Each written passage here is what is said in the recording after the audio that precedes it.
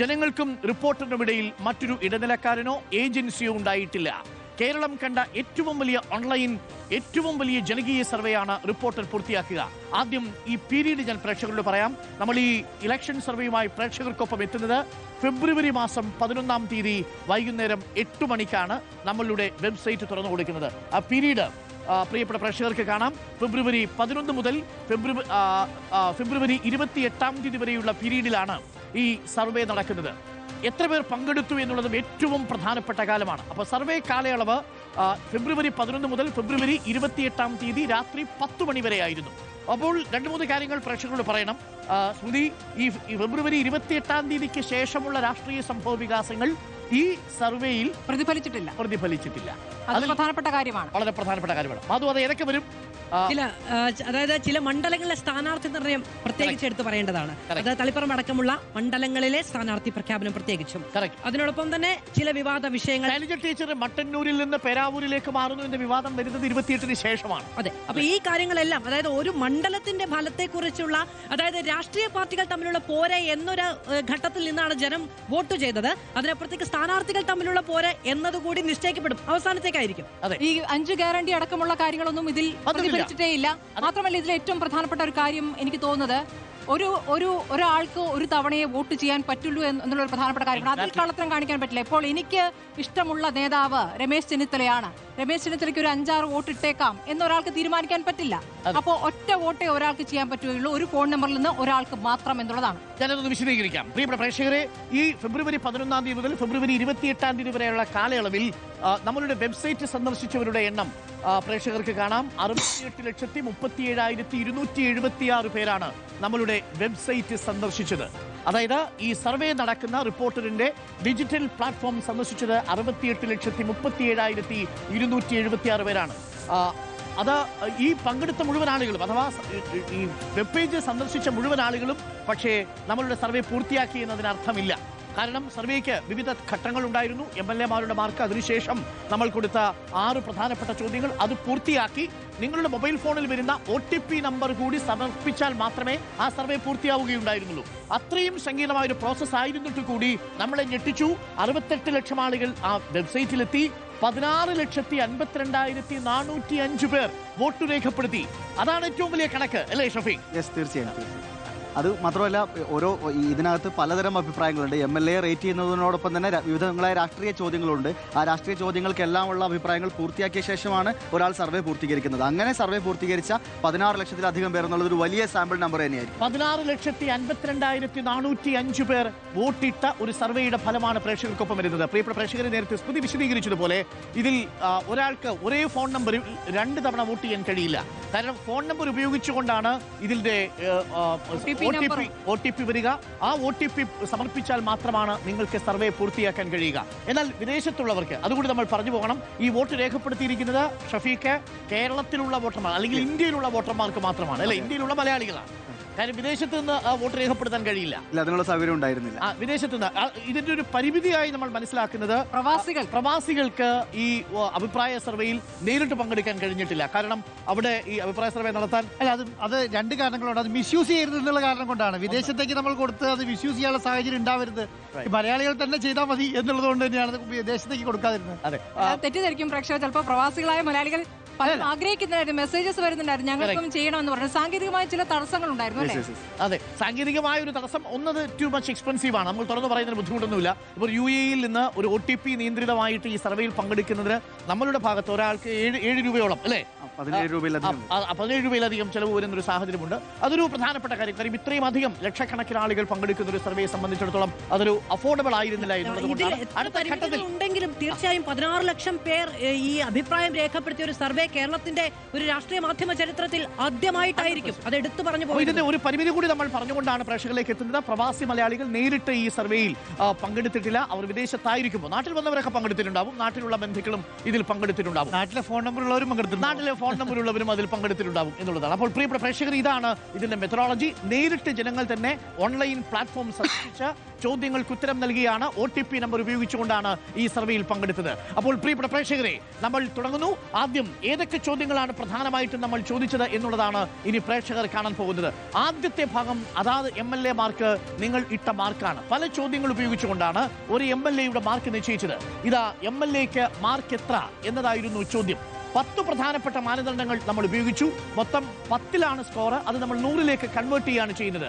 ഓരോ മണ്ഡലത്തിലെയും MLA-മാരുടെ മാർക്ക് എത്രയാണ് എന്നുള്ളതിൽ നമ്മൾ ഉപയോഗിച്ചിരിക്കുന്ന പ്രധാനപ്പെട്ട മാനദണ്ഡങ്ങൾ പ്രേക്ഷകർക്ക് കാണാം. നിയമസഭയിലെ പ്രകടനം, വികസന പ്രവർത്തനങ്ങൾ, ഫണ്ട് വിനിയോഗം, വാഗ്ദാനങ്ങൾ നിറവേറ്റൽ, ജനകീയത. ഇത് പ്രധാനപ്പെട്ട 5 ചോദ്യങ്ങളാണ്. അതോടൊപ്പം തന്നെ മണ്ഡലത്തിലെ സാന്നിധ്യം, മണ്ഡലത്തിൽ കറങ്ങാതെ, മണ്ഡലത്തിലെത്താതെ അപ്പുറത്ത് നിന്ന് സോഷ്യൽ മീഡിയയിൽ മാത്രം പ്രതികരിക്കുന്നവരെ അംഗീകരിക്കുമോ എന്നുള്ള ചോദ്യം കൂടി. MLA ഓഫീസിന്റെ പ്രവർത്തനം, സുതാര്യത, കക്ഷി രാഷ്ട്രീയത്തിന് അതീതമായ ഇടപെടൽ, രാഷ്ട്രീയ നിലപാട്. ഈ 10 മാനദണ്ഡങ്ങൾ കൊണ്ടാണ് ഒരു MLA-യുടെ മാർക്ക് നിശ്ചയിക്കുക. 10 ഇതിൽ ഓരോന്നും നമുക്കിപ്പോൾ നമ്മൾ പ്രേക്ഷകരെ കാണിക്കില്ല. മാർക്കിലേക്ക് എത്തുമ്പോൾ അത് 100ലേക്ക് കൺവേർട്ട് ചെയ്തുകൊണ്ടാണ് നമ്മൾ എത്തിക്കുന്നത്. അപ്പോൾ നമുക്ക് പ്രേക്ഷകരെ അറിയിക്കാനുള്ളത്, ഷഫീഖ്, ഈ 10 ചോദ്യങ്ങളുടെയും സ്പ്ലിറ്റപ്പ് നമ്മൾ കൊടുക്കില്ല. ഇതിന്റെ സമഗ്ര മാർക്കല്ലേ നമ്മൾ കൊടുക്കുക. ടോട്ടൽ പെർസെന്റേജ് ആണ് നമ്മൾ കാണിക്കുന്നത്. ടോട്ടൽ മാർക്കാണ് കാണിക്കുക. ഔട്ട് ഓഫ് 100 എത്ര മാർക്ക് കിട്ടി എന്നുള്ളതാണ് നമ്മൾ കൊടുക്കുക. ഇതിൽ നെഗറ്റീവിന് വോട്ട് ചെയ്യാനുള്ള സാഹചര്യമുണ്ട്. ഒരു MLA ഇഷ്ടമല്ല, അദ്ദേഹം ചെയ്ത പ്രവർത്തനങ്ങളൊന്നും അല്ലെങ്കിൽ അതനുസരിച്ച് കുറയും. അതെ, ഇപ്പൊ അയാളുടെ നിയമസഭാ മണ്ഡലത്തിൽ അയാളെ കണ്ടിട്ടില്ലെങ്കിൽ അവിടെ 0 കൊടുക്കാം. അപ്പൊ 0 കൊടുക്കുമ്പോൾ മൊത്തം സ്കോറിനെ അത് ബാധിക്കും. കാര്യം ആകെ 100 മാർക്കേ ഉള്ളൂ. ആ 100 മാർക്കിൽ 0 കിട്ടുമ്പോൾ സ്വാഭാവികമായി ആ കമ്പോണന്റിന്റെ മാർക്ക് നഷ്ടപ്പെടുകയാണ് അവിടെ. കാണാനില്ല എന്ന് പരാതി കൊടുത്ത MLA-മാരൊക്കെ ഉണ്ട് നമ്മുടെ നാട്ടിൽ. ഉണ്ട്. അപ്പോൾ ആരോപണങ്ങൾ നേരിട്ട MLA-മാരും ഉണ്ട് അല്ലേ? ആ MLA-മാരുടെ മാർക്ക് എത്രയാണ്? പ്രിയപ്പെട്ട പ്രേക്ഷകരെ, നമ്മൾ റിസൾട്ട് പ്രേക്ഷകരിലേക്ക് എത്തിക്കുന്നത് റാങ്ക് ആയിട്ടും സ്കോർ ആയിട്ടുമാണ്. എത്രാമത്തെ റാങ്കാണ് ഓരോ MLA-ക്കും കിട്ടിയത്, എത്ര മാർക്കാണ് ഓരോ MLA-ക്കും കിട്ടിയത്, അതുവഴി MLA-മാർക്ക് ഒരു ഭരണവിരുദ്ധ വികാരമുണ്ടോ എന്നുള്ള ചോദ്യം വളരെ പ്രസക്തമാണ്. ഇനി അടുത്ത രണ്ടാമത്തെ ജനറൽ, ഇതൊഴിച്ചു നിർത്തിയാൽ 6 ജനറൽ ചോദ്യങ്ങൾ നമ്മൾ ചോദിച്ചിരുന്നു. അതിലേറ്റവും പ്രധാനപ്പെട്ടത് വോട്ടിനെ സ്വാധീനിക്കുന്ന സുപ്രധാനമായ വിഷയം ഏതാണ് എന്നുള്ളതായിരുന്നു. വോട്ടിനെ സ്വാധീനിക്കുന്ന സുപ്രധാനമായ വിഷയം ഏതാണ് എന്നുള്ള ചോദ്യം നമ്മൾ ചോദിച്ചിരുന്നു. പ്രധാനമായിട്ടും നമ്മൾ കൊടുത്ത ഓപ്ഷനുകൾ ഇവയാണ്. പ്രേക്ഷകർക്ക് കാണാം. വികസനം ഒരു പ്രധാനപ്പെട്ട ഓപ്ഷനായി കൊടുത്തു. ക്ഷേമ പെൻഷൻ, ശബരിമല സ്വർണ്ണക്കൊള്ള, വർഗീയ പരാമർശങ്ങൾ, ഒപ്പം തന്നെ അഴിമതി, പോലീസ് നടപടികൾ, വന്യജീവി പ്രശ്നങ്ങൾ, സ്ഥാനാർത്ഥികളുടെ മികവ്, ലൈംഗിക ആരോപണങ്ങൾ, ഇവയെല്ലാം പ്രധാനപ്പെട്ട മറ്റെന്തെങ്കിലും പ്രത്യേകിച്ചുണ്ടെങ്കിൽ അതും നമ്മൾ കൊടുത്തിട്ടുണ്ട്. അപ്പൊ ഇതിലേതാണ് പ്രധാനമായും ഈ തെരഞ്ഞെടുപ്പിനെ നിശ്ചയിക്കാൻ പോകുന്നത് എന്നുള്ളതാണ് ചോദ്യം. അതും അല്പസമയത്തിനുള്ളിൽ നമ്മൾ പ്രേക്ഷകരിലേക്ക് എത്തിക്കും.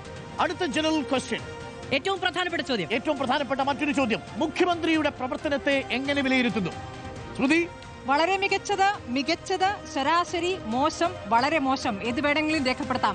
എത്ര രേഖപ്പെടുത്തി എന്നുള്ള കൗതുകം എല്ലാവരും കാത്തിരിക്കുന്ന ഒരു ചോദ്യമാണത്. മുഖ്യമന്ത്രിയുടെ പ്രവർത്തനം എങ്ങനെ എന്നുള്ള വിലയിരുത്തലാണ്. അതിനെത്ര ആണ് വളരെ മികച്ചത്? കേരളത്തിലെ 16 ലക്ഷം ആൾക്കാർ വിധി എഴുതിയതാണ് മുഖ്യമന്ത്രിയുടെ പ്രവർത്തനം എത്രയുണ്ടെന്നുള്ളത്. അതെ, മുഖ്യമന്ത്രി, പ്രത്യേകിച്ച് ആന്റി ഇൻകുംബൻസി മുഖ്യമന്ത്രിയുടെ പേരിൽ ആരോപിക്കപ്പെട്ടിരിക്കുന്ന ഒരു തെരഞ്ഞെടുപ്പ് കൂടിയാണ്. ബാക്കിയുള്ള മന്ത്രിമാരെ തവണയും ലീഡ് ചെയ്യാൻ പിണറായി വിജയനെ LDF ഏൽപ്പിച്ച സമയത്ത് CPM തന്നെ ഏൽപ്പിച്ചിരിക്കുന്ന ഒരു സമയമാണ്. LDF തന്നെ തീരുമാനിച്ചിരിക്കുന്ന ഒരു സമയമാണ്. മുഖ്യമന്ത്രിയുടെ പ്രവർത്തനം എങ്ങനെ എന്നുള്ളത് 5 പ്രധാനപ്പെട്ട കാറ്റഗറികളിലായി നമ്മൾ നോക്കുന്നു. അടുത്തത്, മുഖ്യമന്ത്രി ഉണ്ടെങ്കിൽ പ്രതിപക്ഷ നേതാവ് ഉണ്ടാവും. പ്രതിപക്ഷ നേതാവിന്റെ പ്രവർത്തനം അവിടെ വളരെ മികച്ചത്, ശരാശരി, മോശം, വളരെ മോശം. ഇതും പ്രധാനമാണ്. പ്രതിപക്ഷ നേതാവിനെ എങ്ങനെ വിലയിരുത്തുന്നു? പ്രതിപക്ഷ നേതാവ് പ്രതികരണങ്ങൾ നടത്തി പോവുകയാണോ? സമരങ്ങൾക്ക് നേതൃത്വം കൊടുത്തോ? അല്ലെങ്കിൽ എന്ത് ആശയമാണ്, എന്ത് ബദലാണ് മുന്നോട്ട് വെച്ചിട്ടുണ്ടായിരിക്കുമല്ലോ. പറയുന്നതിൽ വസ്തുതയില്ല. അതാണല്ലോ ഇപ്പോൾ ഒരു പ്രധാനപ്പെട്ട വിമർശനം. ഇതെല്ലാം അതിൽ പ്രതിഫലിക്കും. ഭരണപക്ഷം ഉന്നയിക്കുന്ന പ്രധാനപ്പെട്ട വിമർശനം അതാണ് നമ്മൾ പരിശോധിക്കാൻ പോകുന്നത്. ഇതും 5 പോയിന്റ് സ്കെയിലിലാണ് പ്രേക്ഷകരിലേക്ക് അതിന്റെ റിസൾട്ട് വരുന്നത്. 5 പ്രധാനപ്പെട്ട സ്കെയിലുകളിൽ പ്രേക്ഷകർക്കറിയാം പ്രതിപക്ഷ നേതാവിനെ എങ്ങനെ വിലയിരുത്തുന്നു എന്നുള്ളത്. മറ്റൊരു പ്രധാനപ്പെട്ട ചോദ്യം, മധു, ഏറ്റവും പ്രധാനപ്പെട്ടത് മികച്ച മന്ത്രി ആര് എന്നൊരു ചോദ്യം കൂടി പ്രേക്ഷകർക്ക് മുന്നിലേക്ക് നമ്മൾ വെച്ചിരുന്നു. അതിൽ എല്ലാ മന്ത്രിമാരുടെയും പേര് കൃത്യമായി നമ്മൾ വെച്ചിട്ടുണ്ട്. ഏറ്റവും മികച്ച മന്ത്രി ആര് എന്നത് സംബന്ധിച്ച് പ്രേക്ഷകർക്ക് അഭിപ്രായം രേഖപ്പെടുത്താൻ കഴിയുന്ന ഒരു ചോദ്യമാണ് നമ്മൾ മുന്നോട്ട് വെച്ചത്. പ്രത്യേകിച്ച് വയനാട് വിഷയമൊക്കെ ഉള്ള സമയത്ത് ആർക്കായിരിക്കും അനുകൂലമായി ഏറ്റവും കൂടുതൽ മാർക്ക് കിട്ടുന്നത് എന്നറിയാൻ നമുക്കൊക്കെ വ്യക്തിപരമായ കൗതുകമുണ്ട്. റവന്യൂ വകുപ്പ് മന്ത്രി മിനിസ്റ്റർ കെ രാജനാണോ? പേരവിടെ കണ്ടുകൊണ്ടാണ് ഞാനത് പറഞ്ഞത്. പക്ഷേ അവിടെ ഒരു പ്രധാനപ്പെട്ട പ്രശ്നം കൂടി കൂടിയുണ്ട്, അതുകൂടി നമ്മൾ പ്രേക്ഷകരോട് പറഞ്ഞു പോകണം. ഇത് ചൂരൽമല മുണ്ടക്കൈ ദുരന്തബാധിതർക്ക് ടൗൺഷിപ്പ് ഉദ്ഘാടനം ചെയ്യുന്നതിന് മുൻപാണ്. പക്ഷെ അത് സ്വാധീനിച്ചിട്ടില്ല. മറ്റൊരു കാര്യം കൂടിയുണ്ട്, ഇന്ന് ഗണേഷ് കുമാറുമായി ബന്ധപ്പെട്ട വിവാദമായ ചില വിഷയങ്ങൾ ഉരുത്തിരിയുന്നതിന് മുമ്പാണ് ഈ തലേ ദിവസം വരെ വരും അല്ലേ? ഷഫീഖ് ഒരു മുൻകൂർ ജാമ്യം എടുത്തതാണ്. അതായത് KP ഗണേഷ് കുമാറിനെ മികച്ച മന്ത്രിയായിട്ട് രേഖപ്പെടുത്തിയിട്ടുണ്ടെങ്കിൽ ഇന്നത്തെ വിവാദം അതിൽ പ്രതിഫലിച്ചിട്ടില്ല. കറക്റ്റ് അല്ലേ? പക്ഷെ ഗണേഷ് കുമാറിന് തന്നെ അവകാശവാദം, ഞാൻ അതല്ല KP ഗണേഷ് കുമാർ, ഇതാണ് KP ഗണേഷ് കുമാർ എന്നാണ് മണ്ഡലത്തിലെയും മന്ത്രിയായിട്ടുള്ള പ്രവർത്തനങ്ങളെയും ഒക്കെ അദ്ദേഹം ചൂണ്ടിക്കാണിച്ചു. നോക്കാം ആരാണ് KP ഗണേഷ് കുമാർ ആകുമോ, മിനിസ്റ്റർ K രാജനാകുമോ, അതല്ല ഇരുന്നോ അല്ല ഞങ്ങളുടെ തിരുവനന്തപുരത്തെ ശിവൻകുട്ടി അണ്ണനാവോ എന്നുള്ളത് നമുക്കൊന്ന് നോക്കാം. അപ്പോൾ മികച്ച മന്ത്രി ആര് എന്നുള്ളതാണ് അടുത്ത ചോദ്യം. അടുത്ത മുഖ്യമന്ത്രി ആരാകണം എന്നതാണ് ചോദ്യം. അടുത്ത മുഖ്യമന്ത്രി കേരളം വിധി പറയാൻ പോകുന്ന ചോദ്യം ഏറ്റവും പ്രധാനപ്പെട്ട ക്വസ്റ്റ്യൻ ആണ്. രാഷ്ട്രീയ നേതാക്കളെ ഏറ്റവും ഉറ്റുനോക്കുന്ന ചോദ്യം അതായിരിക്കും. അടുത്ത മുഖ്യമന്ത്രി ആരാകണം? അതിൽ എത്ര പേര്, ഏതൊക്കെ പേരുകൾ വന്നു എന്നതും പ്രധാനമാണ്. 16 ലക്ഷം വോട്ടർമാർ പങ്കെടുത്ത സർവേയിൽ കേരളത്തിന്റെ അടുത്ത മുഖ്യമന്ത്രി ആരാകണം? ഇത് LDF-ിനേക്കാൾ കൂടുതൽ ടെൻഷൻ ഉണ്ടാക്കാൻ പോകുന്നത് UDF-ിലായിരിക്കും അല്ലെ, കോൺഗ്രസിലായിരിക്കും. LDF-ിൽ ഒരാൾ തന്നെ അടുത്ത സർക്കാർ ഞങ്ങളുടേതെന്ന് UDF ഉറപ്പിച്ചു പറയുമ്പോൾ മുഖ്യമന്ത്രി ആരാകണം എന്നുള്ളതിൽ കുപ്പായം തേച്ച കുറെ പേരുണ്ട് എന്നുള്ളതാണ്. ഞങ്ങളുടെ പാർട്ടി അങ്ങനെയാണ് എന്ന് അവർ തന്നെ തുറന്ന് സമ്മതിച്ചു. ധാരാളിത്തം. ഷഫീഖ്, നമ്മൾ അതിന് സാധാരണ ഇതിൽ ഇതിന്റെ മെത്തഡോളജിയിൽ ഒരു കുഴപ്പമുണ്ടാവുന്നത് ചില പാർട്ടികളിൽ 3 ഇടും, ചില പാർട്ടികളിൽ 2 ഇടും. നമ്മൾ എല്ലാ പാർട്ടികൾക്കും 4 പ്രാതിനിധ്യം കൊടുത്തിട്ടുണ്ട് അല്ലെ?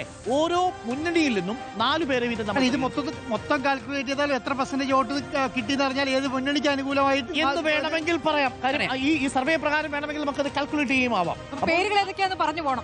പേരുകൾ 4 പേരുടെ പേര്, ഓരോ പേരും നമുക്ക് പറഞ്ഞു പോകേണ്ടതുണ്ട്. LDF-ിലും UDF-ിലും.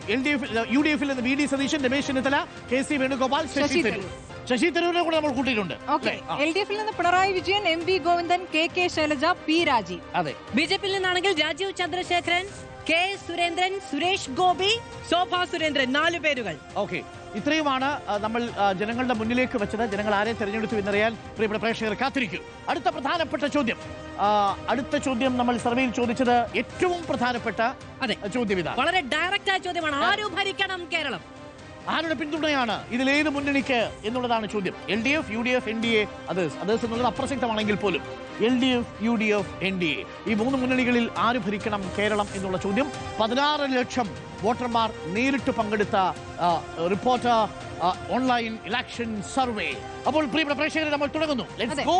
അപ്പോൾ ആദ്യം നമ്മൾ തുടങ്ങുന്നത് MLA-മാരുടെ മാർക്കിൽ നിന്നാണ് നമ്മൾ തുടങ്ങുന്നത്. MLA-മാരെ വിലയിരുത്താനുള്ള ചോദ്യത്തിന്റെ ഉത്തരങ്ങൾ വരുന്നു.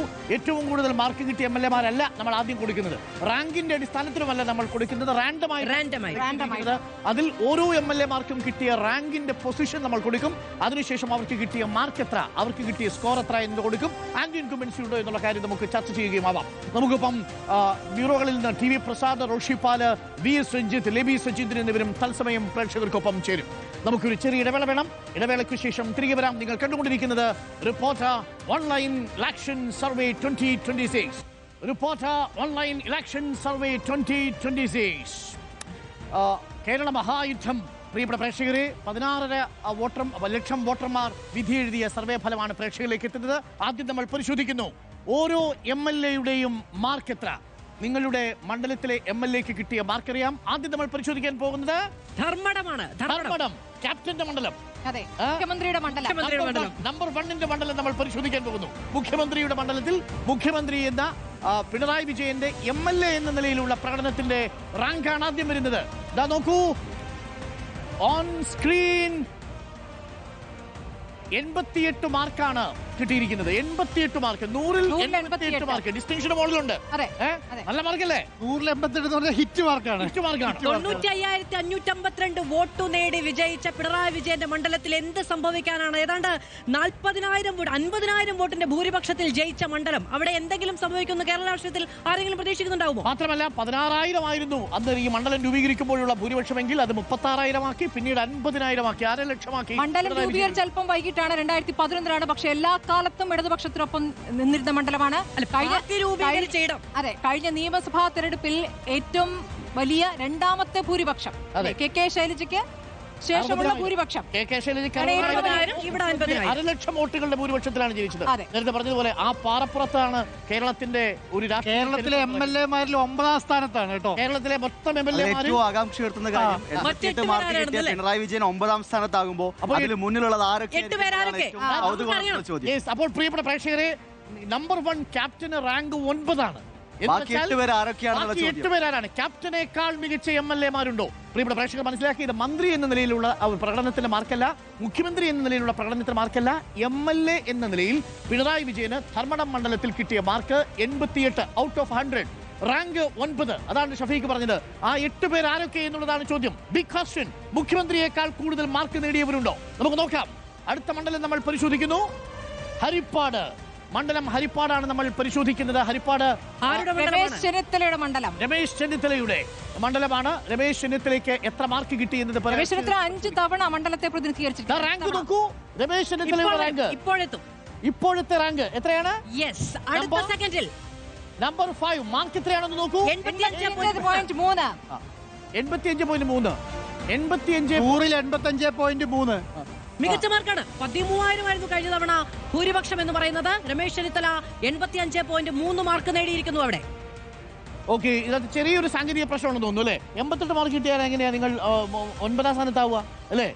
അപ്പൊ അതിനകത്ത് ചെറിയൊരു സാങ്കേതിക പ്രശ്നമുണ്ട്. നമ്മൾ പരിശോധിക്കുക. 80 നോക്കൂ, ആ മാർക്കിൽ ചെറിയൊരു തെറ്റ് സംഭവിച്ചിട്ടുണ്ട്.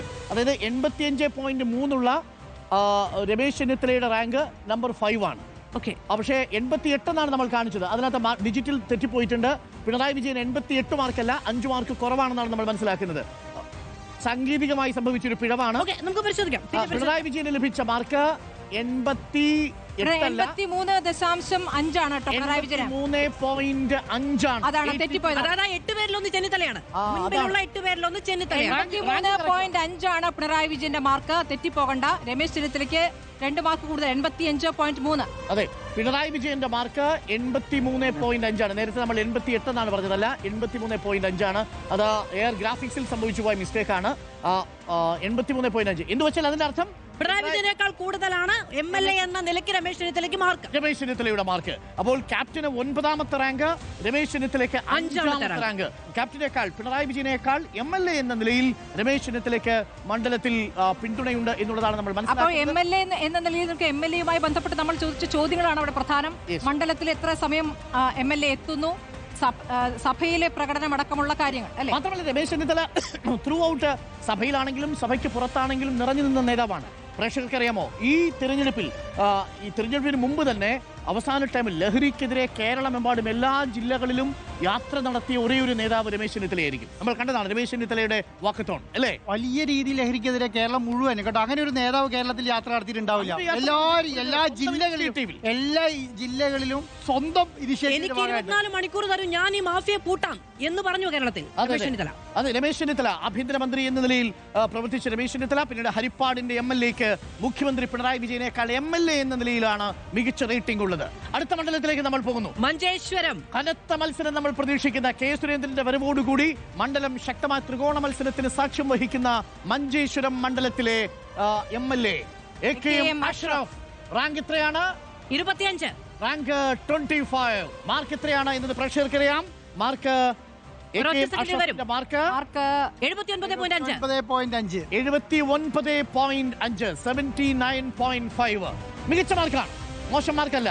മാത്രമല്ല, AKM അഷ്റഫിന്റെ ഷിരൂരിലെ, എനിക്ക് വ്യക്തിപരമായിട്ട് അറിയാം, ഷിരൂരിൽ അർജുന്റെ തിരോധാനവുമായി ബന്ധപ്പെട്ടുകൊണ്ട് AKM അഷ്റഫ് ഷിരൂരിൽ നടത്തിയ തെരച്ചിലിനോടൊപ്പം നടത്തിയ എഫേർട്ടുകൾ അവിടെ തുടരുകയായിരുന്നു. ഒരുപക്ഷെ ഏറ്റവും കൂടുതൽ സമയം ഷിരൂരിൽ അർജുനെ തിരയാൻ വേണ്ടിയിട്ടുണ്ടായ കേരളത്തിൽ നിന്ന് ജനപ്രതിനിധിയുടെ പേര് AKM. എല്ലാ ജനകീയ വിഷയങ്ങളും ഇപ്പോൾ ഈ ടോളുമായിട്ട് ബന്ധപ്പെട്ട പ്രശ്നമുണ്ടായപ്പോൾ അവിടെ ഉണ്ടായിരുന്നു. അദ്ദേഹം അറസ്റ്റ് വരിക്കുന്ന അടക്കമുള്ള കാര്യങ്ങൾ ഉണ്ടായിരുന്നു. മാത്രമല്ല, ആ മണ്ഡലത്തിലെ കഴിഞ്ഞ തവണത്തെ മാൻഡേറ്റ് ആണ് ഏറ്റവും ആകാംക്ഷ ഉണ്ടാക്കുന്ന ഒരു കാര്യം. ടൈറ്റ് ആണ്. ഇതിന്റെ അർത്ഥം എന്താണെന്ന് വെച്ച് കഴിഞ്ഞാൽ ഈ MLA-ക്ക് മാർക്ക് കുറയ്ക്കാൻ പ്രതിപക്ഷത്തുള്ളവർ ഇറങ്ങിയിട്ടുണ്ട് അല്ലേ? 855 വോട്ടിന്റെ വ്യത്യാസം. അതായത് ധർമ്മടത്തും ഹരിപ്പാടും ആന്റി ഇൻകുംബൻസി MLA-മാർക്ക് അത്ര ശക്തമല്ല. അവിടെ പ്രതിപക്ഷം അവരെ പരാജയപ്പെടുത്തുന്ന ശക്തി ആർജിച്ചിട്ടില്ല. പക്ഷേ മഞ്ചേശ്വരത്ത് വേണമെങ്കിൽ അട്ടിമറിക്കുള്ള സാധ്യതയുണ്ട് എന്നതിന്റെ തെളിവ് കൂടിയാണ്. 745 ഭൂരിപക്ഷം. അതെ, അപ്പൊ നേരിയ മാർജിനാണ്. അപ്പൊ 79.5 മാർക്കാണ് നിലവിൽ AK മഷറഫിന് കിട്ടിയത്. റാങ്ക് അപ്പോഴും കേരളത്തിലെ 140 MLA-മാരിൽ 25ാം റാങ്ക് എന്നുള്ളത് ഒരു മോശം റാങ്ക് അല്ല. തീരെയല്ല. മാത്രമല്ല 100-ൽ 79.5 പറഞ്ഞാൽ 0.5 ഉണ്ടെങ്കിൽ സാധാരണ നമ്മൾ പറയും 79.5 ആണെങ്കിൽ അത് 80 എന്നാണ് പറയുക. ഡിസ്റ്റിങ്ഷൻ മാർക്കുണ്ട് AK മഷറഫിന് ആ അർത്ഥത്തിൽ. മാത്രമല്ല ബാക്കി പിന്നിലാണല്ലോ 115 MLA-മാർ. AK മഷറഫിന് പിന്നിലാണ് കേരളത്തിലെ ബാക്കിയുള്ള 115 MLA-മാർ എന്നുള്ളതാണ് പ്രധാനപ്പെട്ട കാര്യം.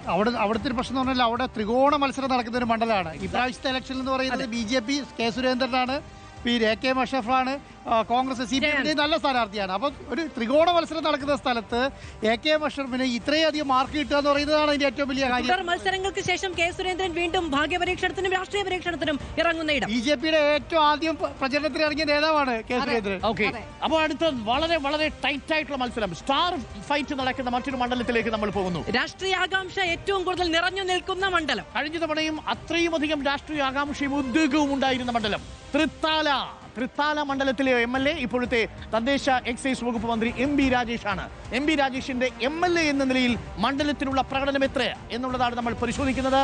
റാങ്ക് 24 റാങ്കാണ് MB രാജേഷിന് കിട്ടുന്നത്. സ്കോർ 80ക്ക് മുകളിലാണോ എന്നുള്ളതാണ്. 79.7 ചെറിയ വ്യത്യാസമേ ഉള്ളൂ. അതെ, AK മഷറഫുമായി ചെറിയ വ്യത്യാസമേ ഉള്ളൂ. അതായത് 80% മാർക്ക് കിട്ടിയിട്ടുണ്ട് MB രാജേഷിനും എന്നുള്ളതാണ്. മികച്ച നിലയിലുള്ള പെർഫോമൻസ് ആണ് അല്ലേ? VT ബൽറാമുമായി കഴിഞ്ഞ തവണ 3000 വോട്ടിന് വ്യത്യാസമേ ഉള്ളൂ. 69,000 വോട്ട് MB രാജേഷിനും 66,000 വോട്ട് VT ബൽറാമിനും. കടുത്ത പോരാട്ടമായിരുന്നു. ആ കടുത്ത പോരാട്ടം ഇവിടെയും റിഫ്ലക്ട് ചെയ്തിട്ടുണ്ട്. കാരണം ഇല്ലെങ്കിൽ MB രാജേഷ് അനുകൂലമായിട്ടുള്ള ആളുകൾ പൂർണ്ണമായിട്ടും വോട്ട് ഉയർത്തിയിടുമ്പോൾ വോട്ട് താഴ്ത്താൻ ശ്രമിച്ചവരുമുണ്ട്. കടുത്ത പോരാട്ടം തൃത്താലയിലുണ്ട് എന്നതിന്റെ സൂചന കൂടിയാണ്. ഇത്തവണയും ആ മത്സരം തുടരുന്നതുകൊണ്ട് തൃത്താലയിൽ കേന്ദ്രീകരിക്കുന്നുണ്ട് ബൽറാം എന്നുള്ളതാണ്. അപ്പോ MB രാജേഷിന്റെ റാങ്ക് 24, മാർക്ക് 100-ൽ 79.7.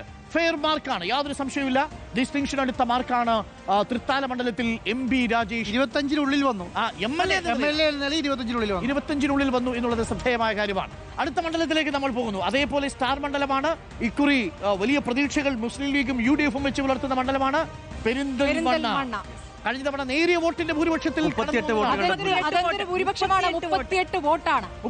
തെരഞ്ഞെടുപ്പ് കേസുകളിലേക്കൊക്കെ പോയല്ലോ. അതെ, അപ്പൊ പെരിന്തൽമണ്ണയിൽ കോടതിയിൽ പോയി തന്റെ MLA സ്ഥാനം ഉറപ്പിച്ചതിന്റെ റാങ്ക് 10ാം റാങ്കാണ്. അതായത് മിടുക്കനാണ് MLA എന്ന് പറയുകയാണ്. 83.4 അതെ അതെ 83.4. കേരളത്തിൽ 140 MLA-മാരിൽ 10ാമത്തെ റാങ്കിൽ എത്തി. അതൊരു വലിയ നേട്ടം എന്ന് തന്നെ പറയേണ്ടി വരും. കേരളത്തിലെ മുഴുവൻ MLA-മാരുടെ കൂട്ടത്തിൽ 10ാം സ്ഥാനത്ത് നജീബ് കാന്തപുരം വരുന്നു എന്നുള്ളത് ഒരു വലിയ നേട്ടമായി തന്നെ കണക്കാക്കി. നജീബ് കാന്തപുരത്തെ സഭയിൽ കാണാം, സഭയ്ക്ക് പുറത്ത് കാണാം. ശബരിമലയിലെ സ്വർണ്ണക്കൊള്ളയുമായി ബന്ധപ്പെട്ട് നിരാഹാരം അനുഷ്ഠിച്ചിട്ടുണ്ട്, സത്യാഗ്രഹം അനുഷ്ഠിച്ചിട്ടുണ്ട്. എല്ലാ വിഷയങ്ങളും കൃത്യമായി പ്രതികരിക്കുന്ന MLA ആണ്. സഭയിൽ നമ്മൾ തന്നെ സംഘടിപ്പിച്ച കോൺക്ലേവുകളിലടക്കം സഭയിൽ കൃത്യമായിട്ട് നജീബ് കാന്തപുരം സ്വന്തം മണ്ഡലത്തിലെ കാര്യങ്ങൾ പ്രതിഫലിപ്പിക്കാൻ ശ്രമിച്ചു. 10ാം സ്ഥാനത്ത് നജീബ് കാന്തപുരം വരുമ്പോൾ അദ്ദേഹത്തിന് മുന്നിൽ മുസ്ലിം ലീഗിലുള്ള മറ്റേതെങ്കിലും ഒരു MLA വരുമോ എന്നുള്ളൊരു ചോദ്യം കൂടി അവശേഷിച്ചു. അതാണ് ഏറ്റവും പ്രധാനപ്പെട്ട ചോദ്യം. അതായത് 32 വോട്ടുകൾക്ക് ഭൂരിപക്ഷത്തിൽ നിയമസഭയിലേക്ക് കടന്നുകൂടിയ നജീബ് കാന്തപുരം, 38 വോട്ടുകൾക്ക് കടന്നുകൂടിയ നജീബ് കാന്തപുരം ഇപ്പോൾ എല്ലാ വിഭാഗങ്ങൾക്കിടയിലും തീർച്ചയായും പ്രാതിനിധ്യവും സ്വാധീനവും വർദ്ധിപ്പിച്ചു. പെരിന്തൽമണ്ണയിലെ ചെറുപ്പക്കാർക്കിടയിൽ നജീബ് കാന്തപുരം കൊണ്ടുവന്ന ഒരുപാട് വിഷണറി ആയിട്ടുള്ള പരിപാടികളുണ്ട്. സമൂഹ മാധ്യമങ്ങളിലൊക്കെ അദ്ദേഹത്തിന്റെ പ്രവർത്തനം വളരെ മികച്ചതാണ്. വിദ്യാഭ്യാസ രംഗത്തും അദ്ദേഹം അവിടെ സിവിൽ സർവീസ് അക്കാദമി കൊണ്ടുവന്നു, ഒരു സിവിൽ സർവീസ് ഇൻസ്റ്റിറ്റ്യൂട്ട് കൊണ്ടുവന്നു. അവിടുത്തെ ചെറുപ്പക്കാരെ പഠിപ്പിക്കാൻ വേണ്ടി ഫ്രീ ഓഫ് കോഴ്സ് കേട്ടോ. ഏതെങ്കിലും ആരോഗ്യപരമായ പ്രശ്നങ്ങൾക്കുള്ളവർക്കുള്ള സഹായം വിവിധ വിഷയങ്ങളിൽ അദ്ദേഹവുമായി ബന്ധപ്പെട്ട് മുഖ്യമന്ത്രിയുടെ ഒരു പരാമർശം വലിയ രീതിയിൽ ചർച്ചയാവുകയും ചെയ്തിട്ടുണ്ടായിരുന്നു. അതിന്റെയൊക്കെ റിഫ്ലക്ഷൻ എങ്ങനെയായിരിക്കും എന്നുള്ളത് കൂടെ ഈ സർവേയിൽ പ്രതിഫലിക്കുമെന്ന് നമുക്ക് നോക്കാം. അതായത് 130 MLA-മാരും നജീബ് കാന്തപുരത്തിന് പിന്നാലെയാണ് റാങ്കിന്റെ കാര്യത്തിൽ എന്നുള്ളതാണ്. ഇനി നമ്മൾ നോക്കാൻ പോകുന്നത് വടകര. അതെ, വീറുറ്റ പോരാട്ടത്തിന്റെ മണ്ണിലേക്കാണ് ഇനി നമ്മൾ പോകുന്നത്. വടകര മണ്ഡലത്തിൽ KK രമ. KK രമയ്ക്ക് എത്രയാണ്? KK രമയുടെ റാങ്ക് 19ാം റാങ്ക്. ഒരു വനിതാ MLA എന്ന നിലയിൽ തന്നെ ഏറ്റവും മികച്ച റാങ്കുകളാണ് അല്ലേ? ഇതുവരെ കേട്ടതിൽ ആദ്യത്തെ വനിത മികച്ച റാങ്കാണ്. 19ാമത്തെ റാങ്കാണ് KK. 81.3 ആണ് KK രമയ്ക്ക് കിട്ടിയിരിക്കുന്ന മാർക്ക്. 81.3 KK രമയുടെ റാങ്ക് 81.3. വടകര RMPയുടെ KK രമ. CPM-നോട് ഏറ്റുമുട്ടി മണ്ഡലം പിടിച്ചിരിക്കുന്ന കെ രമ. ആ മണ്ഡലം വളരെ പൊളിറ്റിക്കലാണ് എന്നുള്ളതിന്റെ തെളിവ് കൂടിയാണ്. ആ മണ്ഡലം വളരെ പൊളിറ്റിക്കലാണ്. ആ മണ്ഡലത്തിൽ കെ രമയെ വോട്ടർമാർ എങ്ങനെയാണ് റേറ്റ് ചെയ്തിരിക്കുന്നത് നോക്കൂ. 81.3.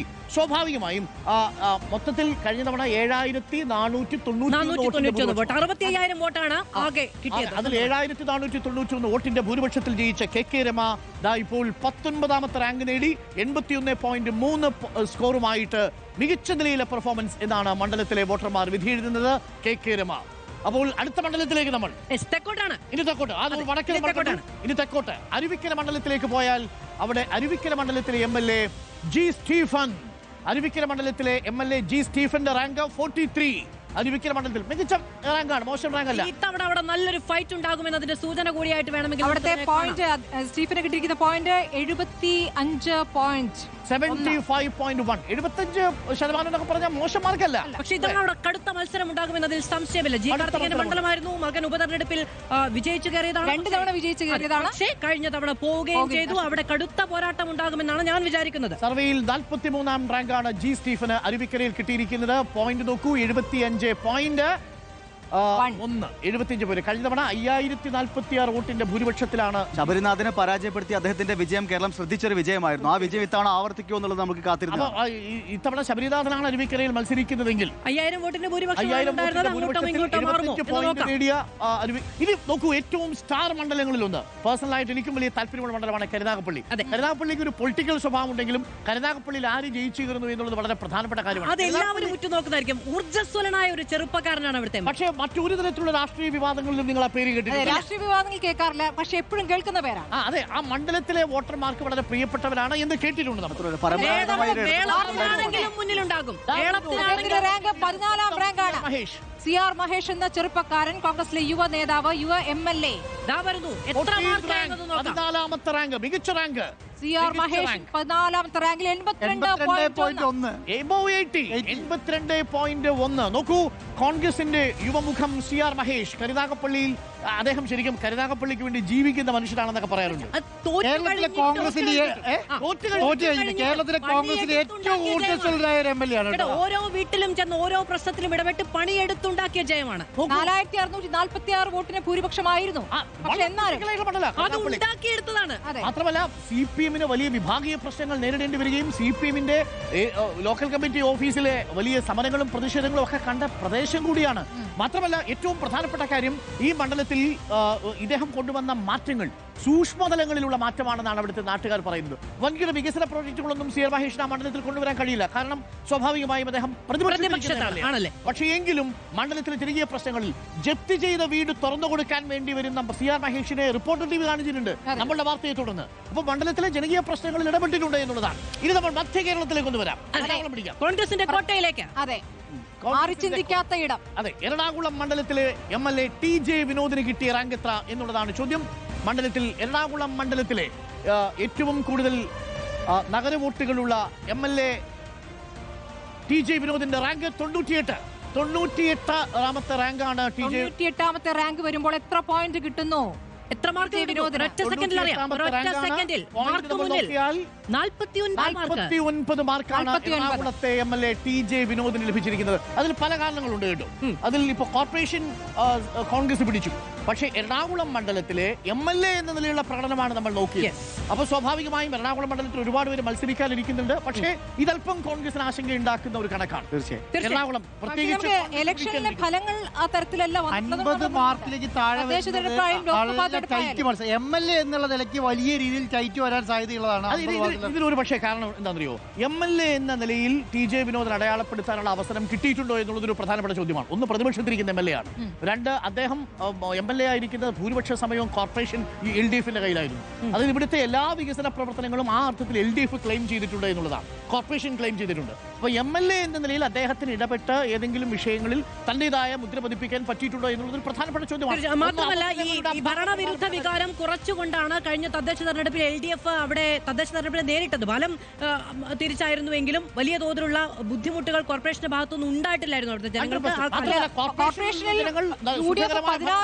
UDF 16, LDF 5 എന്ന നിലയ്ക്കായിരുന്നു. അതെ. UDFന്റെ എന്താണ് ആധിപത്യം തന്നെയായിരുന്നു. ഏക പഞ്ചായത്ത് ചേരാനെല്ലാവരും UDF നേടിയിട്ടുണ്ട്. അതെ. ആ നിരത്തിൽ തെരഞ്ഞെടുപ്പ് ഫലം നോക്കുമ്പോൾ ആ രൂപത്തിലാണ്. കഴിഞ്ഞ നിയമസഭാ തെരഞ്ഞെടുപ്പിൽ അതിന്റെ ഭൂരിപക്ഷവും മോശമല്ല. 13,982 ഭൂരിപക്ഷം. ഇതിന്റെ അർത്ഥം ഏതെങ്കിലും തരത്തിൽ ടി ജെ വിനോദ് പരാജയപ്പെടാൻ പോകുന്നു എന്നല്ല. അങ്ങനെയല്ല. ശരാശരി പെർഫോമൻസ് എന്ന് വേണമെങ്കിൽ പറയാം. ശരാശരി പെർഫോമൻസ് ആണ് 49 മാർക്ക് എന്നുള്ളത്. Is not failure. പരാജയപ്പെട്ടിട്ടില്ല, പക്ഷേ ശരാശരി പെർഫോമൻസ് ആണ് എറണാകുളം മണ്ഡലത്തിലുള്ളത്. അപ്പോൾ പ്രിയപ്പെട്ട പ്രേക്ഷകർ, എന്ന് വെച്ചാൽ കേരളത്തിലെ MLA-മാരൊക്കെ മികച്ച പ്രകടനമാണ് UDF-ലാണെങ്കിലും LDF-ലാണെങ്കിലും കാഴ്ചവെച്ചിരിക്കുന്നത് എന്നുള്ളതാണ് കേട്ടോ. ആന്റി ഇൻകുംബൻസി MLA-മാരുടെ ഇടയിൽ വളരെ കുറവാണ് ചില MLA-മാർക്ക്. അതും വളരെ ശ്രദ്ധേയമാണ്. പ്രാമുഖ്യം നൽകിയത്. നോക്കൂ, പ്രേക്ഷകർ ശ്രദ്ധിക്കേണ്ട ഒരു കാര്യം, പ്രേക്ഷകർ വോട്ട് ചെയ്തതിന്റെ അടിസ്ഥാനത്തിലാണ്. Correct. വോട്ട് ചെയ്തത് എത്രയാണോ അതാണ് പ്രതിഫലിക്കുക. അതല്ലാതെ ഇത് ആത്യന്തികമായ ഒരു ഫലമാണെന്ന രൂപത്തിൽ നമ്മൾ പറയുന്നില്ല എന്നതാണ്. അത് ഇടയ്ക്കിടയ്ക്ക് പറഞ്ഞു പോകേണ്ടതുണ്ട്. പ്രേക്ഷകർ ശ്രദ്ധയ്ക്ക്, നിങ്ങൾ വോട്ട് ചെയ്താണ്, നിങ്ങൾ വോട്ട് ചെയ്ത് മാത്രമാണ് പ്രതിഫലിക്കുന്നത്. അതെ, എത്രത്തോളം നിങ്ങൾ വോട്ട് ചെയ്യുന്നു എന്നത് പ്രതിഫലിച്ചിരിക്കുന്നു. മാത്രമല്ല, നമ്മളുടെ ഇടയിൽ ഒരു ഏജൻസി ഇല്ല ഈ ഡാറ്റ മാനിപ്പുലേറ്റ് ചെയ്യാനായി. നിങ്ങൾ തന്ന അതേ മാർക്ക് നിങ്ങൾ കണ്ടുകൊണ്ടിരുന്ന മാർക്കാണ്. വെബ്സൈറ്റിൽ കൃത്യമായി നിങ്ങൾ ട്രാക്ക് ചെയ്ത് ഓരോ ദിവസവും അത് പ്രതിഫലിച്ചുകൊണ്ടിരുന്നതാണ്. ഇനി നമുക്ക് തൃശൂർ മണ്ഡലത്തിലേക്ക് വരാം. ഏറ്റവും സസ്പെൻസ് നിറഞ്ഞു നിൽക്കുന്ന തൃശൂർ മണ്ഡലത്തിൽ കഴിഞ്ഞ നമ്മുടെ P. ബാലചന്ദ്രൻ MLA തൃശൂർ മണ്ഡലത്തിൽ വിജയിച്ചു കയറിയത് നമ്മൾ കണ്ടതാണ്. എന്നാൽ ഇക്കുറി P. ബാലചന്ദ്രന്റെ പ്രകടനം എങ്ങനെ? 93-ാം റാങ്കാണ് P. ബാലചന്ദ്രൻ. നേരിയ ഭൂരിപക്ഷമായിരുന്നു. നേരിയ ഭൂരിപക്ഷത്തിൽ വളരെ വളരെ വളരെ LDF-നെ സംബന്ധിച്ച് റെഡ് സോണിൽ നിൽക്കുന്നു.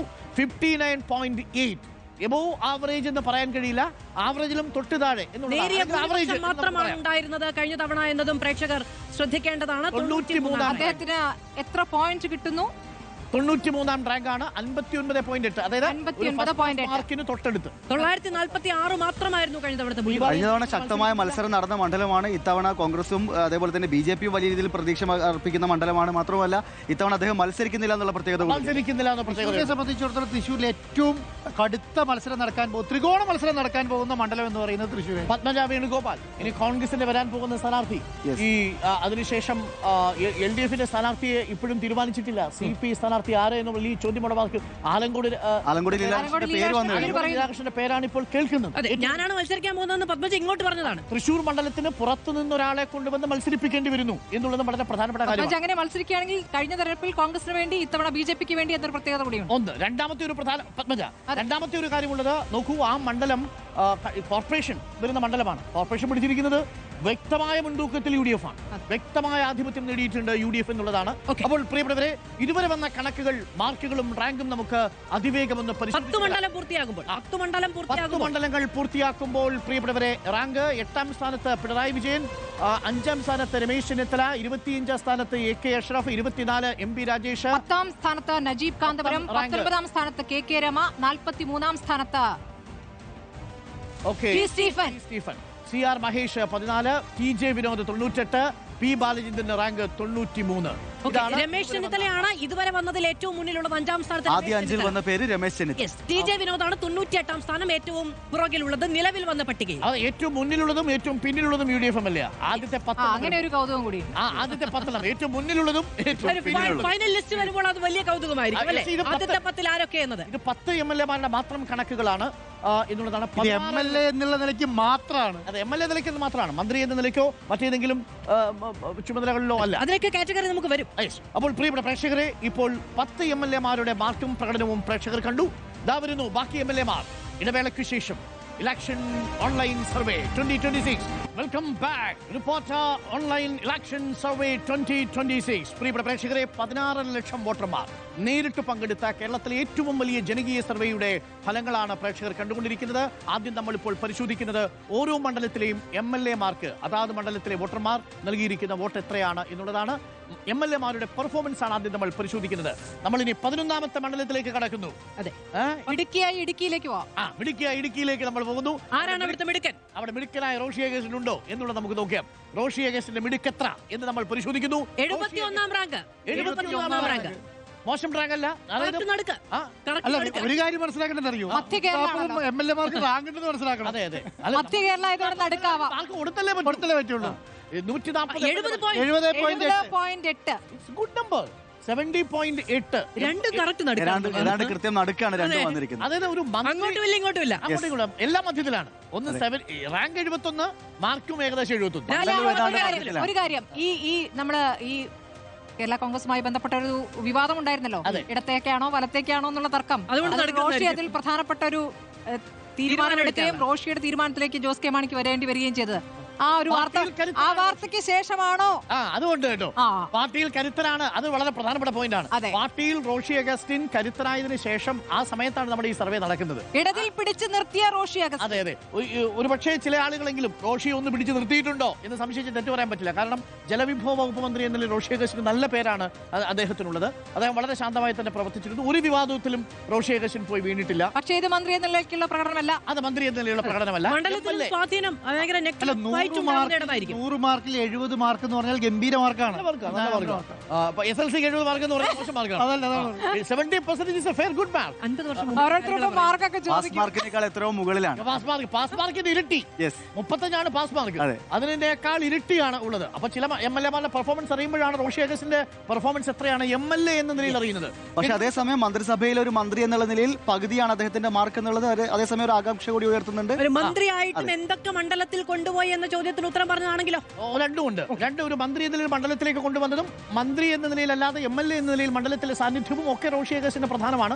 ആ മണ്ഡലത്തിൽ ഇത്തവണ കേരള കോൺഗ്രസ് ജോസഫിനെ മാറ്റി അവിടെ കോൺഗ്രസ് ഏറ്റെടുക്കുന്നു എന്ന് കേൾക്കുന്ന ചർച്ച കൂടി വരുന്നുണ്ട്. അങ്ങനെ ഒരു ചർച്ച കൂടി വരുന്നുണ്ട്. അങ്ങനെ വന്നാൽ മത്സരം കടുക്കാനുള്ള സാധ്യതയുണ്ട്. പക്ഷേ ഇടുക്കി റോഷി അഗസ്റ്റിന് സേഫ് ആയിട്ടുള്ള മണ്ഡലമാണ്. നമ്മൾ ഇടുക്കിയിൽ നിന്ന് നേരെ ഇറങ്ങി നേരെ പോകുന്നു കൂത്തുപറമ്പിലേക്ക് പോകുന്നു. കൂത്തുപറമ്പ് മണ്ഡലത്തിൽ MLA KP മോഹനാണ്. കളരി അഭ്യാസങ്ങളുടെ തമ്പുരാനാണ് KP മോഹൻ. അപ്പോ ഇത്തവണ പൂഴിക്കടകനായിരുന്നു കഴിഞ്ഞ തവണ പ്രയോഗിച്ചത്. ഇത്തവണ എന്ത് കടകനാണ് എന്നുള്ളതാണ്. 87ാം റാങ്ക്, 87th റാങ്ക് KP മോഹനെ സംബന്ധിച്ച് 64.1 മാർക്കാണ് കിട്ടിയിരിക്കുന്നത്. കൂത്തുപറമ്പ് മണ്ഡലത്തിലെ ഫസ്റ്റ് ക്ലാസ് ഉണ്ട്. പക്ഷേ അത്ര മതിയോ എന്നുള്ള ചോദ്യമുണ്ട്. കാര്യം കൃഷി വകുപ്പ് മന്ത്രി എന്ന നിലയിൽ നല്ല പ്രകടനം കാഴ്ചവെച്ചിരുന്നു തൊട്ടു മുമ്പത്തെ മന്ത്രിസഭയിൽ KP മോഹൻ. 45% വോട്ട് സമാഹരിച്ച് വിജയിച്ച ആളാണ് KP മോഹനൻ. KP മോഹന്റെ മാർക്ക് പ്രേക്ഷകർക്ക് കാണാം. ആ മാർക്ക് 64.1. കഴിഞ്ഞ തവണത്തെ ഭൂരിപക്ഷം 10,000-ൽ താഴെയായിരുന്നു. 9,541 വോട്ടുകൾക്കാണ് കൂത്തുപറമ്പ് ഒരു സേഫ് മണ്ഡലമാണ്. അതിനെ തോൽപ്പിച്ചത്. വളരെ സേഫ് മണ്ഡലമാണ്. പ്രകടനം മോശമല്ലാത്ത പ്രകടനം എന്ന് പറയാം അല്ലേ? മോശമല്ലാത്ത പ്രകടനം. ഇത്തവണ മുസ്ലിം ലീഗ് മണ്ഡലം പിടിക്കാൻ വേണ്ടി കാര്യമായ തന്ത്രങ്ങളൊക്കെ മെനഞ്ഞുകൊണ്ടിരിക്കുന്ന ഒരു ഘട്ടത്തിലാണ് MLA-യുടെ റേറ്റിംഗ് താരതമ്യേന ഇത്തിരി പുറകിലാവുന്നത് എന്നുള്ളതൊരു മാത്രമല്ല പാർട്ടിക്കകത്തെ പ്രശ്നങ്ങൾ ഒരു പക്ഷേ ഒരു പ്രധാനപ്പെട്ട ഘടകമായി 100% തോൽപ്പിക്കാൻ വേണ്ടിയും ഈ MLA-യുടെ മാർക്ക് കുറയ്ക്കാൻ വേണ്ടിയും ചില ബിരുദന്മാർ മുന്നണിയിൽ നിൽക്കണോ അടുത്ത മുന്നണിയിലേക്ക് പോകണോ എന്നുള്ള ചർച്ച മുന്നണിക്കുള്ളിലും ഒരുപക്ഷെ MLA-യോടും MLA നയിക്കുന്ന പാർട്ടിയോടുമുള്ള വിയോജിപ്പുകളൊക്കെ എല്ലാ മണ്ഡലത്തിലും ഇപ്പം കൽപ്പറ്റയിൽ അടക്കം RJD-യുമായി ബന്ധപ്പെട്ട് ഇടതുപക്ഷത്തിനകത്ത് തന്നെ പലപ്പോഴും പലതരം അഭിപ്രായങ്ങൾ വരാറും കൂടിയുണ്ട്. മാത്രമല്ല ഈ MLA-ക്ക് കൂടുതൽ മാർക്ക് കൊടുത്താൽ ഈ MLA വീണ്ടും അവിടെ നിൽക്കാൻ സാധ്യതയുണ്ടോ എന്ന് ഭയക്കുന്ന സ്വന്തം മുന്നണിയിലെ. അപ്പോൾ പ്രിയപ്പെട്ടവരെ, നമുക്കിനി പാലാ മണ്ഡലത്തിലേക്ക് പോകാം. നേരെ നമ്മൾ കൂത്തുപറമ്പിൽ നിന്ന് പാലായിലേക്ക്. രൂപീകരണം മുതൽ ഇങ്ങോട്ട് KM മാണിയെ മാത്രം വെച്ചിരുന്ന അതിനുശേഷവും ഒരു മാണിയാണ് എന്നതാണ് അവിടുത്തെ കൗതുകം. മാണി വിട്ടൊരു കളിയില്ല പാലയ്ക്ക്. പാലായുടെ മാണിക്യം ഇത്തവണ മാണി സി നമ്പറാണ്. റാങ്ക് 111ാമത്തെ റാങ്കാണ്. 111ാം റാങ്കാണ് പാലയിൽ മാണി സി കാപ്പന് കിട്ടിയിരിക്കുന്നത്. ഒരു കാര്യം 34.1 മാർക്കാണ് കിട്ടിയിരിക്കുന്നത്. അതായത് ഈ സൈബർ ഇടങ്ങളിൽ ശക്തരല്ലെങ്കിൽ നിങ്ങൾക്ക് ഇത്തരം ഓൺലൈൻ സർവേകളിൽ ചിലപ്പോൾ പിന്നിൽ അതൊരു പ്രധാനപ്പെട്ട ഘടകമാണ്. ചെറിയ പാർട്ടിയുമാണ്, അതൊരു പ്രധാനപ്പെട്ട ഘടകമാണ്. അപ്പം കേരളത്തിൽ കോൺഗ്രസിന്റെയോ LDF-ന്റെയോ ഏതെങ്കിലും ഒരു പ്രധാനപ്പെട്ട നേതാവിനുള്ള പോലെ ഒരു സൈബർ പോരാളികൾ ഒരുപക്ഷെ മാണി സി പിന്നണി സംഘം ഉണ്ടാകില്ല. അപ്പം നമ്മളുടെ ഈ കണക്കുകൾ വരുന്നത് സ്വാഭാവികമായും ഡിജിറ്റൽ സർവേ ആയതുകൊണ്ട് തന്നെ മൊബൈൽ എടുക്കണം, OTP കൊടുക്കണം, മെനക്കെട്ടാൽ മാത്രമേ സർവേ ചെയ്യാൻ പറ്റൂ. മെനക്കെടുക്കാൻ മാത്രമല്ല ഈ സംവിധാനത്തോടൊക്കെ പ്രവർത്തിക്കാൻ അറിയുന്നവരായിരിക്കണം. സംവിധാനങ്ങൾ കൂടി ശക്തമാണ് എങ്കിലാണ് കുറച്ചുകൂടി മാർക്ക് കിട്ടുക. അങ്ങനെ പരിമിതി ഈ സർവേക്കുണ്ട്. പക്ഷേ ഫാൻസി നമ്പർ ആണെന്ന് പറഞ്ഞാലും 111 പറയുമ്പോൾ എത്ര താഴെയാണ് എന്നത് കൂടി നമ്മൾ ആലോചിക്കണം. പക്ഷേ പാലാ മണ്ഡലത്തിൽ മാണി സി കാപ്പന് ഇപ്പോഴും നല്ല കോൺഫിഡൻസ് ആണ്. മാണി സി കാപ്പനോട് ഏറ്റുമുട്ടാൻ പലപ്പോഴും പലർക്കും അവിടെ ഒരു പ്രശ്നം എന്ന് പറയുന്നത് അവിടെ കമ്പയർ ചെയ്യുക KM മാണിന്റെ വികസന പ്രവർത്തനങ്ങളുമായിട്ടും അല്ലെങ്കിൽ ആ വലിപ്പം വെച്ചിട്ടാവാനാണ് സാധ്യത. അതൊരു പ്രധാനപ്പെട്ട പോയിന്റാണ്. ഇപ്പം ആ പാലാ മണ്ഡലത്തിൽ നിറഞ്ഞു നിന്ന KM മാണിയുമായി താരതമ്യം ചെയ്യുമ്പോൾ മാണി സി കാപ്പന് എന്ത് ചെയ്യാൻ സാധിച്ചു? ഇപ്പൊ അവിടെ ഇറങ്ങി നോക്കിയാൽ കാണാം. പാലാ മണ്ഡലത്തിൽ KM മാണിയുടെ പേര് കാണാത്ത ഒരു ജംഗ്ഷൻ ഉണ്ടാവില്ല, ഒരു റോഡ് ഉണ്ടാവില്ല, ഒരു ബസ് ഒരു കാലത്ത് അവിടെ ബസ് സ്റ്റാൻഡ് ഉണ്ടാവില്ല. ഈ നഗര കേന്ദ്രങ്ങളിലെ റോഡുകളിൽ കൂടി പോയിട്ട് പാലായിലെ റോഡുകളിൽ കൂടി പോയാൽ നമുക്ക് ആ സമയത്ത് അത് മനസ്സിലാക്കും. പാലാ തൊടുപുഴ റോഡിൽ കൂടെ പോയി കഴിഞ്ഞാൽ ഇത് എന്തൊരു റോഡാണെന്ന് പണ്ട് കാലത്ത് ചോദിച്ചു. അതെ അതെ അതെ. അതായത് കെ എം മാണി ഉണ്ടായിരുന്ന കാലത്ത് തന്നെ ചോദിച്ചിട്ടുണ്ട്. അപ്പൊ ആ അർത്ഥത്തിൽ പാലാ മണ്ഡലത്തിൽ കെ എം മാണി ചെയ്തത് അത്ര നന്നായി മാണി സി കാപ്പന് ചെയ്യാൻ സാധിച്ചു എന്നൊരു കമ്പാരിസൺ കൂടി ഒരുപക്ഷെ ആ മണ്ഡലത്തിൽ വന്നിട്ടുണ്ടാവാം. പക്ഷേ ഇനി അടുത്ത് നമ്മൾ പോകുന്നു ഇത്തവണ ഏറ്റവും സസ്പെൻസ് നിറഞ്ഞ മണ്ഡലം ധനമന്ത്രി കെ എൻ ബാലഗോപാലിന്റെ മണ്ഡലം. കൂടുമാറ്റങ്ങൾ കൊണ്ട് അതിശ്രദ്ധേയമായ മണ്ഡലം. അതെ, മാത്രവുമല്ല ഉണ്ണിയപ്പത്തിന്റെ മധുരവും അതേപോലെ ഐഷ പോറ്റി വരുന്നതോടുകൂടി വിമതന്റെ ആദ്യ വിസ്മയമുണ്ടായ സ്ഥലം 24ാം റാങ്ക്. അതെ, 24ാം റാങ്ക്. 24ാം റാങ്ക് മെച്ചപ്പെട്ട റാങ്കാണ് കേട്ടോ. 24ാം റാങ്കാണ്. ആദ്യത്തെ 25 പേരിൽ വന്നു. ആദ്യത്തെ 25 പേരിൽ വന്നു. ആദ്യത്തെ 25 പേരിൽ വന്നിട്ടുണ്ട്. അദ്ദേഹത്തിന് എത്ര പോയിന്റ് കിട്ടുന്നു നോക്കണം. റാങ്ക് എം പി രാജേഷിനോട് പങ്കിടുകയാണ്. 79.7. 79.7 ഇതേ മാർക്ക് തന്നെയല്ലേ എം പി രാജേഷിന് കിട്ടിയത്? ഒരേ റാങ്ക് കിട്ടിയ ആളുകളുണ്ട്, ഒരേ മാർക്ക് കിട്ടിയ ആളുകളുണ്ട്. ഒരേ റാങ്കാണ്. അതേപോലെ മിടുക്കരുണ്ട്. ഈ മന്ത്രിസഭയിലെ വളരെ പ്രധാനപ്പെട്ട രണ്ട് മന്ത്രിമാർ ഒരേ റാങ്ക് ഷെയർ ചെയ്യുന്നു ഒരു കൗതുകവും കൂടി. MLA എന്നുള്ള നിലയ്ക്ക് പ്രധാനപ്പെട്ട നേതാക്കൾ അങ്ങനെ ഒരു ചെയ്ത് കൊടുക്കുന്നു. മികച്ച പെർഫോമൻസ് ആണ്. 24ാമത്തെ റാങ്കാണ്. 79 പോയിന്റ്, അതായത് 80 പോയിന്റിനടുത്ത് കിട്ടിയിട്ടുണ്ട് എന്നുള്ളതാണ് കെ എൻ ബാലഗോപാൽ. മാത്രമല്ല ധനമന്ത്രി മാത്രമല്ല കൊട്ടാരക്കരയിൽ ആദ്യത്തെ വർക്ക് നിയർ ഹോം എന്ന് പറയുന്ന ഒരു പ്രധാനപ്പെട്ട സംവിധാനം കേരളത്തിൽ തുടങ്ങുന്നത് തന്നെ ഈ കൊട്ടാരക്കരയിലാണ്. എത്രയെത്ര പ്രോജക്റ്റുകൾ കൊട്ടാരക്കരയിൽ കൊണ്ടുവന്നു, എത്രയെത്ര മിഷനുകൾ കൊട്ടാരക്കരയിൽ കൊണ്ടുവന്നു. അപ്പോൾ കൊട്ടാരക്കരയിൽ ആർ ബാലകൃഷ്ണപിള്ളയ്ക്ക് ശേഷം കൊട്ടാരക്കര മണ്ഡലത്തെ ആ അർത്ഥത്തിൽ താലോലിച്ച മന്ത്രി കൂടിയാണ് കെ എൻ ബാലഗോപാൽ. ബാലകൃഷ്ണപിള്ളയുടെ കാലത്ത് പറയുമായിരുന്നു എല്ലാ ബസ്സും മൂകാംബികയിൽ നിന്ന് ബസ് സ്റ്റാർട്ട് ചെയ്താൽ അത് കൊട്ടാരക്കര അവസാനിക്കും.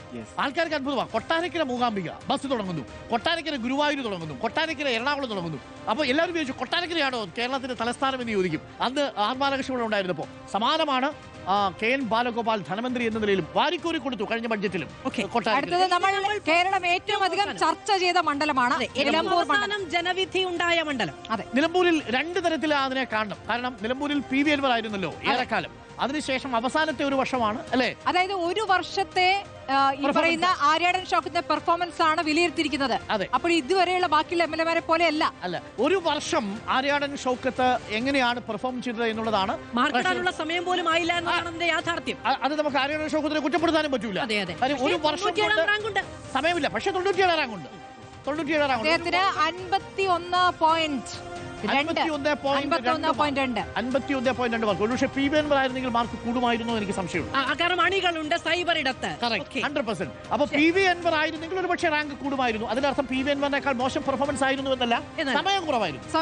ഒരു വർഷം ആര്യാടൻ മുഹമ്മദിന്റെ കോട്ടയായിരുന്ന ഇടമാണ്. 87 മുതൽ 2016 വരെ അദ്ദേഹം. അതിനുശേഷം ആര്യാടൻ ഷൗക്കത്ത് മത്സരിച്ച് പരാജയപ്പെടുന്നു. പിന്നീട് ഉപതെരഞ്ഞെടുപ്പിൽ വീണ്ടും ആര്യാടൻ ഷൗക്കത്ത് 11,000 വോട്ടിന്റെ ഭൂരിപക്ഷത്തിൽ ജയിച്ച ആര്യാടൻ ഷൗക്കത്ത് ഒരു വർഷത്തെ പെർഫോമൻസിന്റെ വിലയിരുത്തലാണ്. പക്ഷേ നമ്മൾ മണ്ഡല വികസന പ്രവർത്തനങ്ങൾ അടക്കമുള്ള ധാരാളം കാറ്റഗറികൾ നമ്മൾ വെച്ചിട്ടുണ്ട്. ഇതിൽ പല കാറ്റഗറികളും പൂർത്തീകരിക്കാൻ അദ്ദേഹത്തിന് സമയം പോലും കിട്ടില്ല. അദ്ദേഹത്തിന് ആ മണ്ഡലത്തിൽ അദ്ദേഹത്തിന് തുടങ്ങി വെച്ച പദ്ധതികളൊന്നും പൂർത്തീകരിക്കാനുള്ള സമയം ഒരുപക്ഷെ 140 MLA-മാരിൽ 97ാമത്തെ സ്ഥലത്താണ്. മോശമല്ല.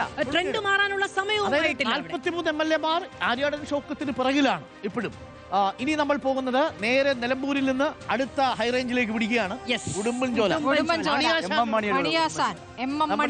മണിയാശാന്റെ ഉടുമ്പൻചോലയിലേക്ക് പോകുന്നു. 38,000 വോട്ടിനാണ് കഴിഞ്ഞ തവണ ജയിച്ചത്. മണിയാശാൻ എത്രയാണ് ജനങ്ങൾ കൊടുത്തിരിക്കുന്നത്? മണിയാശാന്റെ റാങ്ക് 38, 38ാം റാങ്ക്. ഒട്ടും മോശമല്ല മണിയാശാൻ. എന്തുകൊണ്ട് മണിയാശാനെ നിർത്തണം? എത്ര പോയിന്റ്? ഒരു ബാല്യം കൂടെ ബാക്കിയുണ്ട്.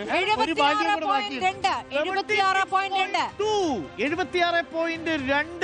കഴിഞ്ഞ തവണ 38,305 വോട്ടിന്റെ ഭൂരിപക്ഷം നേടിയ MM മണി പ്രായക്കൂടുതൽ കൊണ്ട് ഇത്തവണ സ്ഥാനാർത്ഥിയാകില്ല എന്ന് കരുതുമ്പോൾ അതാ വീണ്ടും MM മണിയുടെ പേര് ഉയർന്നു വരുന്നുണ്ട്. 38ാം റാങ്കാണ്. ഭരണാധികാരി എന്ന നിലയ്ക്ക് അദ്ദേഹം ഗംഭീര പ്രകടനമാണ്. KSEB-യിൽ രാത്രി വിളിച്ചാൽ ഉദ്യോഗസ്ഥർ ഫോൺ എടുത്തു തുടങ്ങിയത് MM മണി വൈദ്യുതി മന്ത്രി ആയിരുന്ന സമയത്താണെന്ന് പറഞ്ഞു കേട്ടിട്ടുണ്ട്. ഞാൻ അത്രത്തോളം ആ സംവിധാനത്തെ ശുദ്ധീകരിച്ചു. അതായത് അതിന്റെ സാങ്കേതികതയൊന്നും കാര്യമായി അറിയാത്തൊരു മനുഷ്യനാണ് MM മണി. പക്ഷേ എങ്ങനെയാണ് മെഗാവാട്ട് വൈദ്യുതി സോളാറിൽ നിന്ന് ഉത്പാദിപ്പിക്കുന്നതും കാറ്റാടി യന്ത്രങ്ങൾ തമ്മിൽ ഉത്പാദിപ്പിക്കുന്നതും ജലവൈദ്യുത പദ്ധതിയെ കുറിച്ചുള്ള സാങ്കേതികമായ പ്രഭാഷണമൊന്നും MM മണി നടത്തൂല. പക്ഷേ നിങ്ങൾക്ക് വെളിച്ചം കിട്ടാൻ കറണ്ട് സാധാരണക്കാരന്റെ വീട്ടിലെത്തിക്കാൻ സാധാരണക്കാരന്റെ വീട്ടിലെത്തിക്കാൻ ഉദ്യോഗസ്ഥർക്ക് ഉത്തരവാദിത്വമുണ്ടെന്ന് ഉത്തരവാദിത്വമുണ്ട്. അതാണ് ഈ അല്ലെങ്കിൽ ചിലപ്പോൾ 10 വർഷം നാട്ടുഭാഷ കേൾക്കേണ്ടി 10 വരും, വർഷം പേടിച്ചിട്ടാ. വാ തുറക്കുന്നത് വായ്മൊഴി വഴക്കത്തിന്റെ ആശാൻ കൂടിയാണ്. അല്ലല്ല അതുകൊണ്ടല്ല 10 വർഷം കേരളത്തിൽ പവർ കട്ടില്ല എന്ന് പറഞ്ഞാൽ അതിന്റെ 5 വർഷത്തിന്റെ ക്രെഡിറ്റ് ആണ് എം എം മണിക്കാണ് ക്രെഡിറ്റ്. എം എം മണിക്ക് കൃഷ്ണൻകുട്ടിയേക്കാൾ ആ credit goes to M M Mani in a way. അപ്പോൾ എം എം മണിയെ സ്വന്തം നാട്ടിലെ ജനങ്ങൾ നല്ല റാങ്ക് കൊടുത്താണ് നിർത്തിയിരിക്കുന്നത്. 38ാമത്തെ റാങ്കാണ് എം എം മണിക്ക് കിട്ടിയിരിക്കുന്നത്. എന്തുകൊണ്ടാണ് ഈ 38 റാങ്ക് ആയതെന്ന് വെച്ച് കഴിഞ്ഞാൽ ഈ കിട്ടിയിരിക്കുന്ന മാർക്കിൽ കുറയ്ക്കാൻ ശ്രമം നടത്തിയിട്ടുണ്ട്. അതുകൊണ്ടായിരിക്കുമല്ലോ സ്വാഭാവികമായിട്ടും. അല്ലെങ്കിൽ ഉടുമ്പൻചോലയിൽ എന്തുകൊണ്ട് എം എം മണി വീണ്ടും വരണം എന്ന് ജില്ലാ കമ്മിറ്റി പറയാനുള്ള കാരണം ആ മണ്ഡലത്തിൽ എം എം മണി വന്നാൽ ഷുവറാണ്. എം എം മണി ഇല്ല എന്ന് കേട്ടപ്പോൾ അവിടെ സീറ്റിന് വേണ്ടി വടംവലിയാണ് അത്രേ അപ്പുറത്ത്. എം എം മണി ഉണ്ടെങ്കിൽ അവിടെ സീറ്റിൽ വടംവലിയില്ല. കുഴപ്പമില്ല, ആര് വേണമെങ്കിലും എടുത്തോളൂ. ഓക്കെ, അപ്പോൾ പ്രിയപ്പെട്ടവരെ, എം എം മണിയുടെ പെർഫോമൻസ് ആണ് ഉടുമ്പൻചോലയിൽ കണ്ടത്. ഇനി നമ്മൾ നേരെ വരുന്നത് അമ്പലപ്പുഴ മണ്ഡലത്തിലേക്ക്. കഴിഞ്ഞ കുറച്ച് ദിവസങ്ങളായി നമ്മൾ ചർച്ച ചെയ്തുകൊണ്ടിരിക്കുന്ന മണ്ഡലം അമ്പലപ്പുഴ. നിറഞ്ഞു നിൽക്കുന്ന മണ്ഡലം, ജി സുധാകരന്റെ വരവിന് കാത്തിരിക്കുന്ന മണ്ഡലമാണോ? ഇപ്പോഴും കോൺഗ്രസ് സ്ഥാനാർത്ഥിയെ പ്രഖ്യാപിച്ചിട്ടില്ലാത്ത മണ്ഡലം, ഒരുപാട് പേർ സ്ഥാനാർത്ഥിത്വത്തിന് വേണ്ടി കാത്തിരിക്കുന്ന മണ്ഡലം, ഒഴിച്ചിട്ടിരിക്കുന്ന മണ്ഡലം അല്ലെ? ഒഴിച്ചിട്ടിരിക്കുന്ന മണ്ഡലം. ജില്ലയിലെ വിഭാഗീയതയുമായി ബന്ധപ്പെട്ട് വലിയ റാങ്ക് 57 മോശമല്ലാത്ത പ്രകടനമാണ്. എച്ച് സലാമിന് റാങ്ക് 57 ആകുമ്പോൾ എത്ര പോയിന്റ് കിട്ടുന്നു? 72.8. മോശമല്ല, മികച്ച മാർക്കാണ് എച്ച് സലാം. അതാണ് അമ്പലപ്പുഴയുടെ ഒരു പ്രത്യേകത. ഏതാണ്? അമ്പലപ്പുഴയിൽ വന്നവർ നേരത്തെ ഉണ്ടായിരുന്ന സുധാകരനാണെങ്കിലും ഇപ്പോഴുള്ള എച്ച് സലാം ആണെങ്കിലും അമ്പലപ്പുഴ മണ്ഡലത്തിന് വേണ്ടി തീരദേശത്തിന് വേണ്ടി ഒക്കെ നടത്തിയ ശ്രമങ്ങൾ നമ്മൾ കണ്ടതാണ്. അത് മികച്ച മാർക്കാണെന്നാണ് ഞാൻ പറയുക. കഴിഞ്ഞ തവണ എം ലിജു ആയിരുന്നു എതിരിട്ടത്. ഏതാണ്ട് 11,000 വോട്ടിന്റെ ഭൂരിപക്ഷമാണ് ഉണ്ടായത്. 72.8 മാർക്കാണ് അമ്പലപ്പുഴയിൽ എച്ച് സലാം നേടിയിരിക്കുന്നത്. എച്ച് സലാമിന് 11,125 വോട്ടിന്റെ ഭൂരിപക്ഷമായിരുന്നു. എംലിജുവിനെതിരെ എച്ച് സലാമിനെ തോൽപ്പിക്കാൻ ശ്രമിച്ചു. എൽ ഡി എഫിന്റെ സ്ഥാനാർത്ഥിയുടെ കാര്യത്തിൽ എച്ച് സലാം തന്നെ മത്സരിക്കും. അവിടെ പാർട്ടി സെക്രട്ടറി നാസറിന് സീറ്റില്ല. ആ സ്ഥാനാർത്ഥിത്തിന് ഒരു കോൺഫിഡൻസ് നൽകുന്ന റിസൾട്ട് കോൺഫിഡൻസ് ആണ്. ഈ നമ്പർ കൊണ്ട് എച്ച് സലാമിന് പോകാം മണ്ഡലത്തിൽ. 72%, അതായത് 3-ൽ 4 ഭൂരിപക്ഷം, 3-ൽ 4 പേർ എനിക്ക് അനുകൂലമാണ് എന്നുള്ളതാണ് അതിന്റെ കണക്ക്. പഴയ വി എസിന്റെ മണ്ഡലം കൂടിയാണെന്നുള്ളൊരു പഴയ വി എസിന്റെ മണ്ഡലം. വി എസ് ജയിച്ചു വന്നതും പിന്നീട് തൊട്ടപ്പുറത്ത് മാരാരിക്കുളത്ത് കാലുവാരി തോൽപ്പിക്കുന്ന അദ്ദേഹത്തിന്റെ രാഷ്ട്രീയ ചരിത്രത്തിലെ മറക്കാനാകാത്ത ഏട്. അതെ, ജി സുധാകരൻ നിന്നപ്പോഴും ജി സുധാകരനോടൊപ്പം നിന്ന മണ്ഡലമാണ്. ഇത്തവണ ജി സുധാകരൻ വരികയാണെങ്കിൽ മത്സരം എങ്ങനെയാവും എന്നുള്ളതും പ്രധാനപ്പെട്ട കാര്യമാണ്. കാര്യം 70% മുകളിൽ കിട്ടുന്നു എന്ന് പറയുന്നത് തന്നെ ദാറ്റ്സ് എ പോസിറ്റീവ് തിങ്. അടുത്തത് വൈക്കം മണ്ഡലം. അടുത്ത വനിതയിലേക്ക് ഇത്തവണ സി കെ ആശ മത്സരിക്കുന്നില്ല. CPI 94ാം റാങ്കാണ് സി കെ ആശയ്ക്ക് വൈക്കം മണ്ഡലത്തിലെ MLA എന്ന നിലയിൽ കിട്ടിയിരിക്കുന്നത്. 94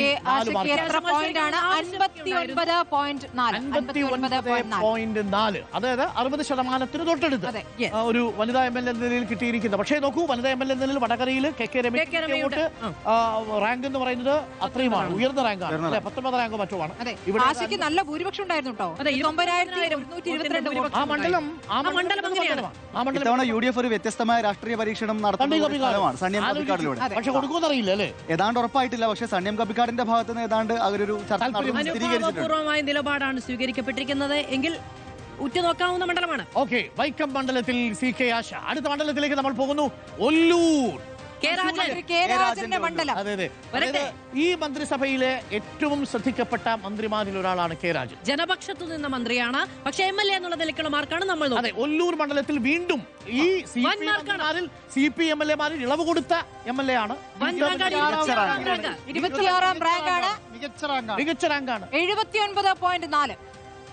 അതായത് പ്രിയപ്പെട്ട പ്രേക്ഷകരെ, ഇത് മന്ത്രിസഭയിലെ ഏറ്റവും മികച്ച മന്ത്രിക്കുള്ള റേറ്റിംഗ് അല്ല, കെ രാജൻ എന്ന MLA-ക്കുള്ള. കെ രാജൻ എന്ന MLA-ക്ക് ഒല്ലൂരുകാർ കൊടുക്കുന്ന മാർക്ക് 79.4. That means nearly 80 മാർക്കിൽ 79.4 മാർക്കാണ്. അത് 20 മാർക്കേ നഷ്ടപ്പെടുത്തിയിട്ടുള്ളൂ. ഒല്ലൂരിൽ കെ രാജൻ തന്നെ മത്സരിക്കുമെന്ന് ഉറപ്പാണ്. നന്നായി പഠിക്കുന്ന കുട്ടിയോട് ചോദിക്കല്ലോ ബാക്കിയുള്ള മാർക്ക് എവിടെയെന്ന്, അത് ചോദിക്കാൻ പറ്റുന്ന ആളാണ്. അതെ, അതായത് നോക്കൂ, ഈ കോൺഫിഡൻസ് ആണ് കെ രാജൻ ഇളവ് കൊടുത്തത്. മന്ത്രി എന്ന നിലയിൽ മാത്രമല്ല, MLA എന്ന നിലയിൽ ഒല്ലൂർ മണ്ഡലത്തിൽ നിറഞ്ഞു നിന്ന കെ രാജനോടുള്ള കോൺഫിഡൻസ് ആണ് രണ്ടാം വയനാട് വീട് കൊടുക്കുന്നതിന് മുൻപുള്ളതാണ്. നമ്മളിപ്പോൾ ഇത് MLA-യുടെ മാർക്ക്, കെ രാജൻ എന്ന MLA-യുടെ മാർക്കാണ് നൽകുന്നത്. പക്ഷേ ഏറ്റവും നല്ല മന്ത്രിയുടെ മാർക്കും ഈ എപ്പിസോഡിൽ ഇന്ന് തന്നെ അറിയാൻ പറ്റും. ഇന്ന് നമ്മൾ കൊടുക്കുന്നുണ്ടോ? ഏറ്റവും മികച്ച മന്ത്രി ആര് എന്നുള്ള മാർക്ക് നമ്മൾ കൊടുക്കും. മന്ത്രിമാർ കാത്തിരിക്കുന്നുണ്ട്, അവരോട് വെയിറ്റ് ചെയ്യാൻ പറയാം. അതായത് സ്വാധീനിച്ച വിഷയവും നമ്മൾ പറയും, ഈ ഏറ്റവും നല്ല മന്ത്രി ആരെന്നുള്ളതും പ്രേക്ഷകർക്ക് അറിയാം അല്പസമയത്തിനുള്ളിൽ. അപ്പോൾ പ്രിയപ്പെട്ട പ്രേക്ഷകരെ, നമ്മൾ നേരെ ഒല്ലൂരിൽ നിന്ന് ഇനി നേരെ എലത്തൂരിലേക്കാണ്. വലിയ ഭൂരിപക്ഷം ശശീന്ദ്രന്റെ സീറ്റുമായി ബന്ധപ്പെട്ട് വലിയ ചർച്ച നടക്കുന്ന, വലിയ പോര് നടക്കുന്ന മണ്ഡലമാണ് എലത്തൂർ. ഇന്ന് നമ്മൾ- പാർട്ടി യോഗത്തിൽ നിന്നും ശശീന്ദ്രൻ ഇറങ്ങിപ്പോയി എന്നുള്ള വാർത്തയാണ്. ഇന്ന് ഇന്നടക്കം വലിയ വിവാദങ്ങളാണ് എലത്തൂരിൽ അതെ. ഇറങ്ങിപ്പോയ വിവരം മാധ്യമങ്ങളെ വിളിച്ച് അറിയിക്കുകയും ചെയ്തു മാത്രമല്ല എന്നുള്ളത്. ചർച്ചകൾ നടക്കുന്നുണ്ടായിരുന്നു അല്ലേ?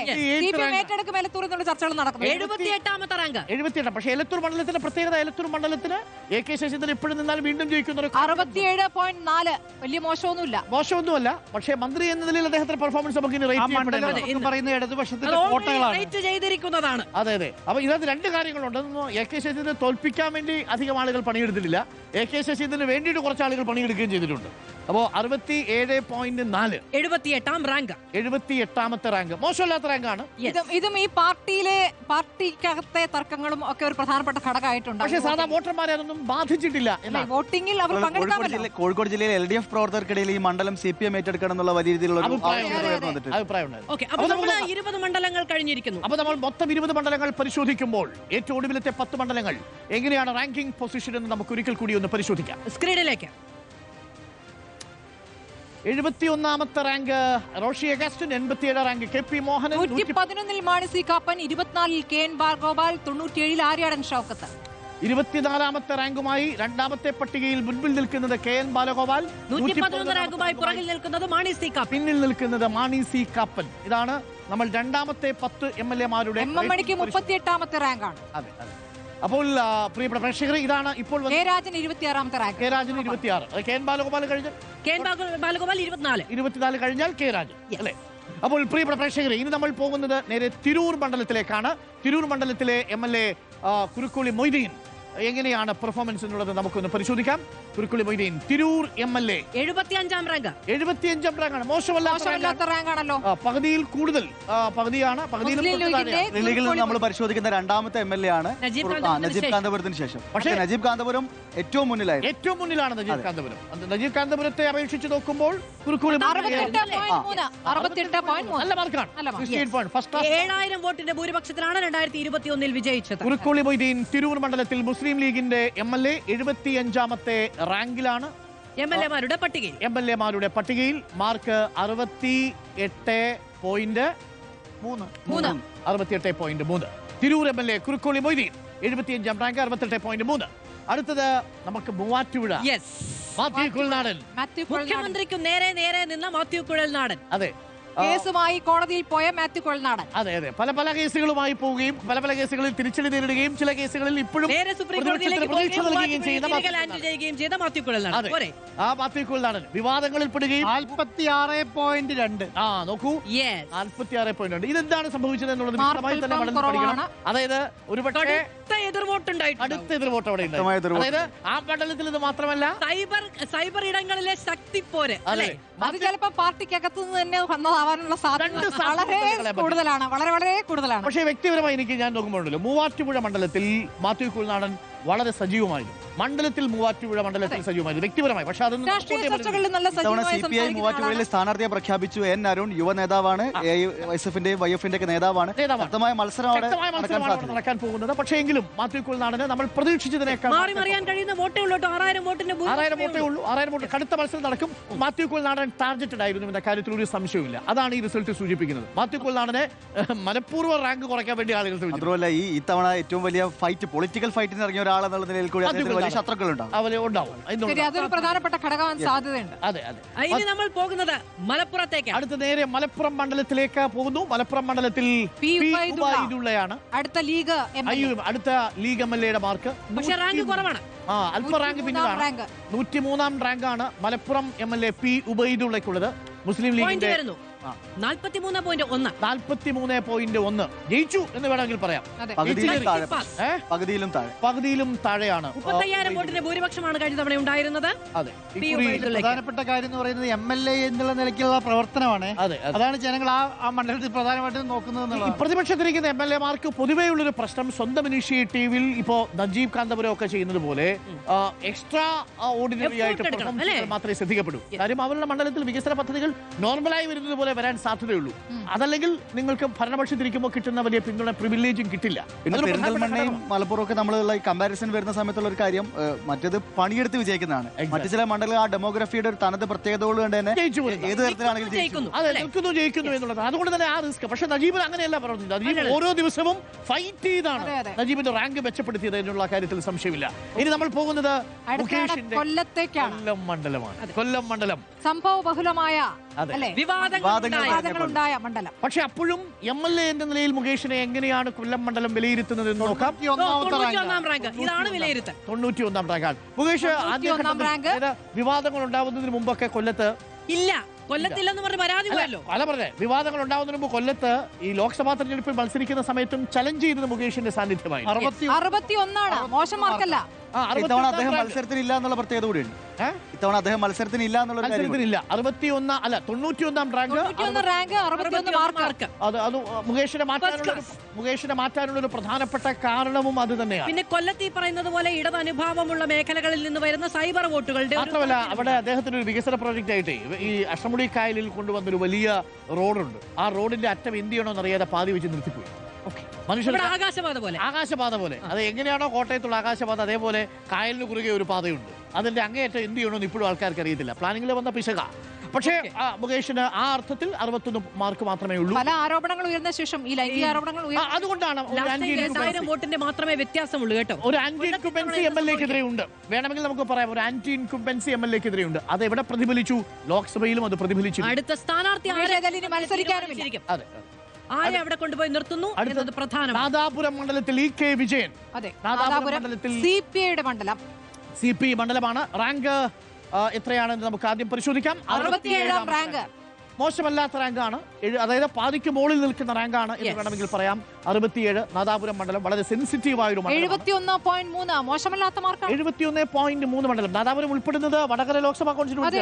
അവിടെ ഷാഫി പറമ്പിൽ വിജയിച്ച് കയറിയിട്ടും അവിടെ MP ആയി നിൽക്കുമ്പോഴും MLA എന്ന നിലയിൽ EK വിജയന് 67ാമത്തെ റാങ്ക് കിട്ടുന്നുണ്ട്. ആ മണ്ഡലം ശ്രദ്ധേയമായ മണ്ഡലമാണ്. കാരണം മുസ്ലിം ലീഗിന് വലിയ സ്വാധീനമുള്ള ഒരു പ്രദേശം, എന്നിട്ടും കാലങ്ങളെ ഇടതുപക്ഷം നിലനിർത്തുന്നുള്ള ഒരു പ്രത്യേകതയാണ്. പക്ഷേ ഇത്തവണ M വസന്തമാണ് മത്സരിക്കുന്നത്, EK വിജയൻ മത്സരിക്കുന്നില്ല. M വസന്തത്തിന്റെ സ്ഥാനാർത്ഥിത്വത്തിനെതിരെ പ്രാദേശികമായ ചില വിയോജിപ്പുകൾ അടക്കം ഉയർന്നു വന്നു. അവിടെ കോൺഗ്രസിൽ മത്സരിക്കാൻ വേണ്ടി സാധ്യത ഉയർന്നു വന്നിരിക്കുന്നത് KM അഭിജിത്താണ്. അഭിജിത്ത് നാദാപുരത്ത് വരുമ്പോൾ വളരെ ഫൈറ്റായ വളരെ ശക്തമായ മത്സരം നടക്കും. അവിടെ ഈ പ്രവർത്തനം എങ്ങനെയുണ്ടെന്നുള്ളൊരു പ്രധാനപ്പെട്ട കാര്യമാണ്. KM അഭിജിത്ത് KSUക്കാരുടെ ഒരു വികാരമാണ്. സ്വാഭാവികമായും തഴയപ്പെട്ടു എന്ന് പറയുന്ന ഒരു വികാരമൊക്കെ KM അഭിജിത്തിന് അനുകൂലമായുണ്ട്. EK വിജയനാണെങ്കിൽ ഇതുപോലെ തന്നെയാണ്, വളരെ ജനകീയനാണ്, ആർക്കും ഒരു വെറുപ്പില്ല, എന്തെങ്കിലും ഒരു വിമർശനമില്ല ആ നിലയ്ക്കായിരുന്നു. പുതിയ കാൻഡിഡേറ്റ് വരുമ്പോൾ എങ്ങനെയാണ് ഒരു വിവാദത്തിലും ഉൾപ്പെടാതെയാണ് വിജയൻ പടിയിറങ്ങുന്നത് എന്ന പ്രത്യേകത കൂടിയുണ്ട്. മെച്ചപ്പെട്ട റാങ്കാണ്, മോശമല്ലാത്ത റാങ്ക് എന്ന് വേണമെങ്കിൽ പറയാം നാദാപുരത്ത്. അടുത്തത് കണ്ണൂർ. നമ്മുടെ സ്വന്തം കടന്നപ്പള്ളി രാമചന്ദ്രൻ വീണ്ടും ഒരിക്കൽ കൂടി അംഗത്തിനിറങ്ങുമോ എന്നതായിരുന്നല്ലോ ചോദ്യം. കടന്നപ്പള്ളി രാമചന്ദ്രന്റെ റാങ്ക് നമുക്ക് നോക്കാം. 83ാമത്തെ റാങ്കാണ് കടന്നപ്പള്ളി രാമചന്ദ്രൻ. കടന്നപ്പള്ളി രാമചന്ദ്രനെ എല്ലാവർക്കും ഇഷ്ടമാണ്. പക്ഷേ MLA എന്ന നിലയിലുള്ള പെർഫോമൻസ് നോക്കിയാൽ അത് അത്ര മികച്ച പെർഫോമൻസ് അല്ല എന്നത് കാണാം. 66.3 മോശമൊന്നുമല്ല. 66.3 മന്ത്രി എന്ന നിലയിൽ കൂടി അദ്ദേഹത്തിന് കുറച്ചുകൂടി കാര്യങ്ങൾ കണ്ണൂരിൽ ചെയ്യാമായിരുന്നു. നിലയിൽ കണ്ണൂർ മണ്ഡലത്തിൽ ചെയ്യാമായിരുന്നു എന്നുള്ളത്. ഉള്ളപ്പോൾ എല്ലാ സമയത്തും മന്ത്രിസ്ഥാനം ഉണ്ട് അദ്ദേഹത്തിന്.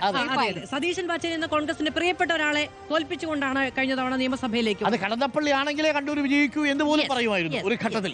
കടന്നപ്പള്ളിയെ നിർത്തി കണ്ണൂർ പിടിച്ചു. ഇപ്പോഴും മോശമല്ല, എന്നാൽ മെച്ചവുമല്ല. 83ാമത്തെ റാങ്ക് മാത്രമാണ് കടന്നപ്പള്ളി രാമചന്ദ്രൻ. അടുത്തത് എനിക്ക് വളരെ പ്രിയപ്പെട്ട ഒരു മണ്ഡലമാണ്. ഇനി നമുക്ക് പൂഞ്ഞാറിലേക്ക് പോകാം. പൂഞ്ഞാറിൽ സെബാസ്റ്റ്യൻ കുളത്തിങ്കൽ. പൂഞ്ഞാർ PC ജോർജിന്റെ മണ്ഡലമായിരുന്നു. ആ മണ്ഡലം 82ാമത്തെ റാങ്കാണ് പൂഞ്ഞാർ മണ്ഡലത്തിൽ. ഇത്തവണ പൂഞ്ഞാർ മണ്ഡലത്തിൽ മത്സരം കടുക്കും.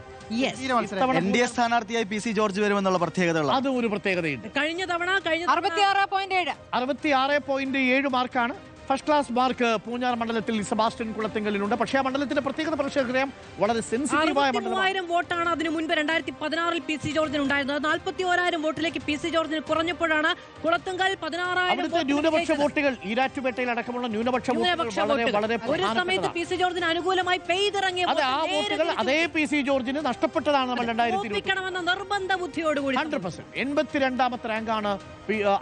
വോട്ടർമാരെ മുഴുവൻ തഴയുന്ന പ്രതികരണമാണല്ലോ ഇപ്പോൾ നടത്തി നടത്തിക്കൊണ്ടിരിക്കുന്നത് അദ്ദേഹം. അപ്പോഴും അതെ, അപ്പോൾ സെബാസ്റ്റ്യൻ കുളത്തിങ്കലിന്റെ റിസൾട്ട് വന്നു. ഇനി നമ്മൾ അടുത്ത മണ്ഡലത്തിലേക്ക് പോകുന്നു. അടൂരിലേക്ക് നമ്മൾ പോകുന്നു. അടൂർ എം.എൽ.എ. ചിറ്റയം ഗോപകുമാറാണ്. ഡെപ്യൂട്ടി സ്പീക്കർ ആയിരുന്നു ചിറ്റയം ഗോപകുമാർ. ഞാൻ CPI ഫൈറ്റ് ആയിരിക്കുമെന്നാണ്. Tight fight. 90ാമത്തെ റാങ്കാണ്.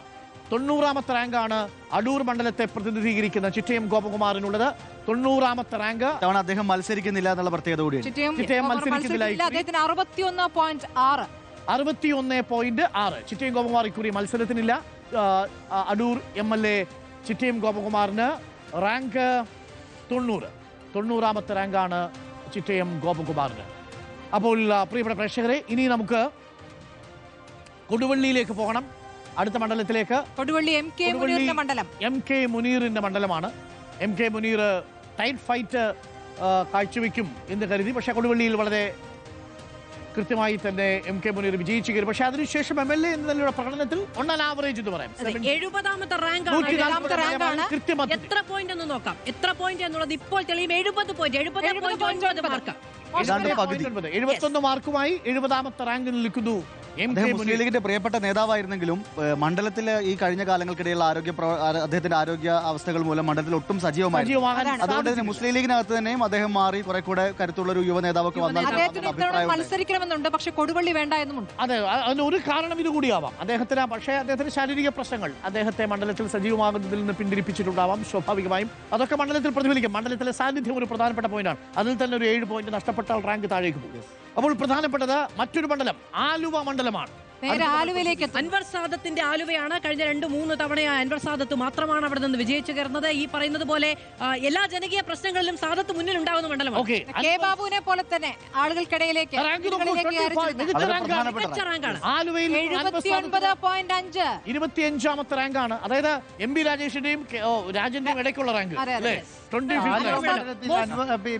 അൻവർ സാദത്തിനോട് മത്സരിക്കുക എന്ന് പറഞ്ഞാൽ അത്ര ചെറിയ കാര്യമായിട്ട് കാണണ്ട. എല്ലാ സമരങ്ങൾക്കും മോസിന പർവീന്റെ മരണമുണ്ടായ സമയത്ത് അൻവർ സാദത്ത് എല്ലാ സമയവും അതെ ഇടപെടുന്ന രീതി എന്ന് പറയുന്നത്, നീതി എന്ന് പറയുന്ന ഒരു കാര്യമായി അൻവർ സാദത്തിന് മുന്നിൽ ചെന്നാൽ അത് മേടിക്കുന്നത് വരെ നമ്മുടെ കൂടെ ഉണ്ടാവും. ജനകീയനായിട്ട് എപ്പോഴൊക്കെ ജനകീയ വിഷയങ്ങളുണ്ടോ അവിടെ എല്ലാം അൻവർ സാദത്തിന്റെ സാന്നിധ്യം നമുക്ക് കാണാം. അതുകൊണ്ടാണ് ഇത്രയും അധികം പോയിന്റ് കൊടുക്കുന്നത്. ആലുവയിൽ 25ാമത്തെ റാങ്കാണ് ആലുവ എം.എൽ.എ. അൻവർ സാദത്തിന് കിട്ടുന്നത്. ഓരോ തെരഞ്ഞെടുപ്പിലും വോട്ട് ഭൂരിപക്ഷം ഉയർത്തിയിട്ടുണ്ട്. കഴിഞ്ഞ തവണ 18,000. നമുക്ക് 3ാം ഘട്ടത്തിലെ 10 എം.എൽ.എമാരിൽ ഏറ്റവും മുൻപിലും പിന്നിലും ആരാണ് എന്ന് കൂടി നമുക്കൊന്ന് പരിശോധിച്ചു വരാം. ഇപ്പോൾ 30 എം.എൽ.എമാർ പിന്നിടുന്നു. പ്രേക്ഷകരുടെ മുന്നിലേക്ക് പട്ടിക. 25ാമത്തെ റാങ്കുമായി അൻവർ സാദത്ത് മുന്നിൽ നിൽക്കുന്നു. 103ാമത്തെ റാങ്കുമായി പി ഉബൈദുള്ള പിന്നിൽ നിൽക്കുന്നു. ബാക്കിയുള്ളവരാണ് ഇടയ്ക്കുള്ളത്. 75ാം റാങ്കുമായി കുറുക്കോളി മൊയ്തീൻ, 101ാം റാങ്കുമായി മാത്യു കുഴൽനാടൻ, 103-ൽ പി ഉബൈദുള്ള, 91 മുകേഷ്, 67 ഇ.കെ. വിജയൻ, 83-ൽ കടന്നപ്പള്ളി രാമേന്ദ്രൻ, 82-ൽ സെബാസ്റ്റ്യൻ കുളത്തുങ്കൽ, 90 ചിറ്റയം ഗോപകുമാർ, 70 എം കെ മുനീർ, 25ാമത്തെ റാങ്കുമായി അൻവർ സാദത്ത് മുന്നിൽ. ഇപ്പോഴും ഹരിപ്പാടുള്ള ചെന്നിത്തലയെ മറികടക്കാൻ ഒരാൾ കിട്ടിയിട്ടില്ല അല്ലേ? 5th റാങ്കുമായി ചെന്നിത്തലയുടെ സ്ഥാനത്തൊരു ചിരി കേൾക്കുകയാണെങ്കിൽ അതായത് ഈ നിമിഷം വരെയും തല ഉയർത്തി നിൽക്കുന്നു Ramesh Chennithala. Reporter online election survey 2026 എം.എൽ.എമാരുടെ മാർക്കും റാങ്കും ആദ്യഘട്ടത്തിൽ പരിശോധിക്കുന്നു. ഈ തെരഞ്ഞെടുപ്പിനെ സ്വാധീനിക്കാൻ പോകുന്ന വിഷയങ്ങളും മന്ത്രിമാരുടെ പെർഫോമൻസും 2ാം ഘട്ടത്തിൽ പരിശോധിക്കുന്നു. Welcome back. ഇനി നമ്മൾ മധു അടുത്ത മണ്ഡലം വടക്കാഞ്ചേരി സേവ്യർ ചിറ്റിലപ്പള്ളി CPM എം.എൽ.എ. നോക്കൂ, സേവ്യർ ചിറ്റിലപ്പള്ളി തെരഞ്ഞെടുക്കുമ്പോൾ അനിലക്കരെ പരാജയപ്പെടുത്തി സേവ്യർ ചിറ്റിലപ്പള്ളി വരുമ്പോൾ വലിയ പ്രതീക്ഷയോടുകൂടി മണ്ഡലം. ആ പ്രതീക്ഷ അതിലുണ്ട്. 34ാം റാങ്ക് മികച്ച പെർഫോമൻസ് ആണ് സേവ്യർ ചിറ്റിലപ്പള്ളിക്ക് വടക്കാഞ്ചേരി മണ്ഡലത്തിലുള്ളത്. ലൈഫ് മിഷൻ അടക്കം ചർച്ച ചെയ്യപ്പെട്ട മണ്ഡലത്തിൽ വടക്കാഞ്ചേരി അത് ഗംഭീര മാർക്കാണ്. ഭൂരിപക്ഷത്തിൽ ജയിച്ച സേവ്യർ ചിറ്റിലപ്പള്ളി ആ പ്രതീക്ഷ നമ്മുടെ വോട്ടിലും അല്ലെ നമ്മുടെ ഈ പോളിലും അങ്ങനെ തന്നെ നമുക്ക് കാണാൻ കഴിയുകയാണ്. ഓൺലൈൻ ഇലക്ഷൻ സർവേയിൽ നമുക്ക് 77.4 മാർക്ക് പ്രേക്ഷകർ കൊടുത്തിരിക്കുന്നു. യുവ എം.എൽ.എമാരുടെ ജനകീയതയാണ് UDF-ലെ ബെൽറ്റിലടക്കം വളരെ ആകാംക്ഷയിൽ കാണുന്ന ഒരു പ്രധാനപ്പെട്ട. അതെ, സേവ്യർ ചിറ്റിലപ്പള്ളി വളരെ ജനകീയനാണ്. ആ മണ്ഡലത്തിലെ സാന്നിധ്യമാണ് നിറസാന്നിധ്യം എന്ന് വേണമെങ്കിൽ പറയാം. സേവ്യർ ചിറ്റിലപ്പള്ളിയിലെ ആ മണ്ഡലത്തിൽ ഒരു കാര്യവും നടന്നിട്ടില്ല. മാത്രമല്ല വികസന പ്രവർത്തനങ്ങൾ ഏറെ കൊണ്ടുവരാൻ ശ്രമിച്ച നേതാവ് കൂടിയാണ് സേവ്യർ ചിറ്റിലപ്പള്ളി. മറ്റ് വിവാദങ്ങളുടെ ഘട്ടത്തിന് ശേഷം സേവ്യർ ചിറ്റിലപ്പള്ളിയുടെ പേര് നമ്മൾ കേട്ടിട്ടില്ല. സേവ്യർ ചിറ്റിലപ്പള്ളി മികച്ച പെർഫോമൻസ്. അടുത്ത് നമ്മള് കാഞ്ഞിരപ്പള്ളിയിലേക്ക്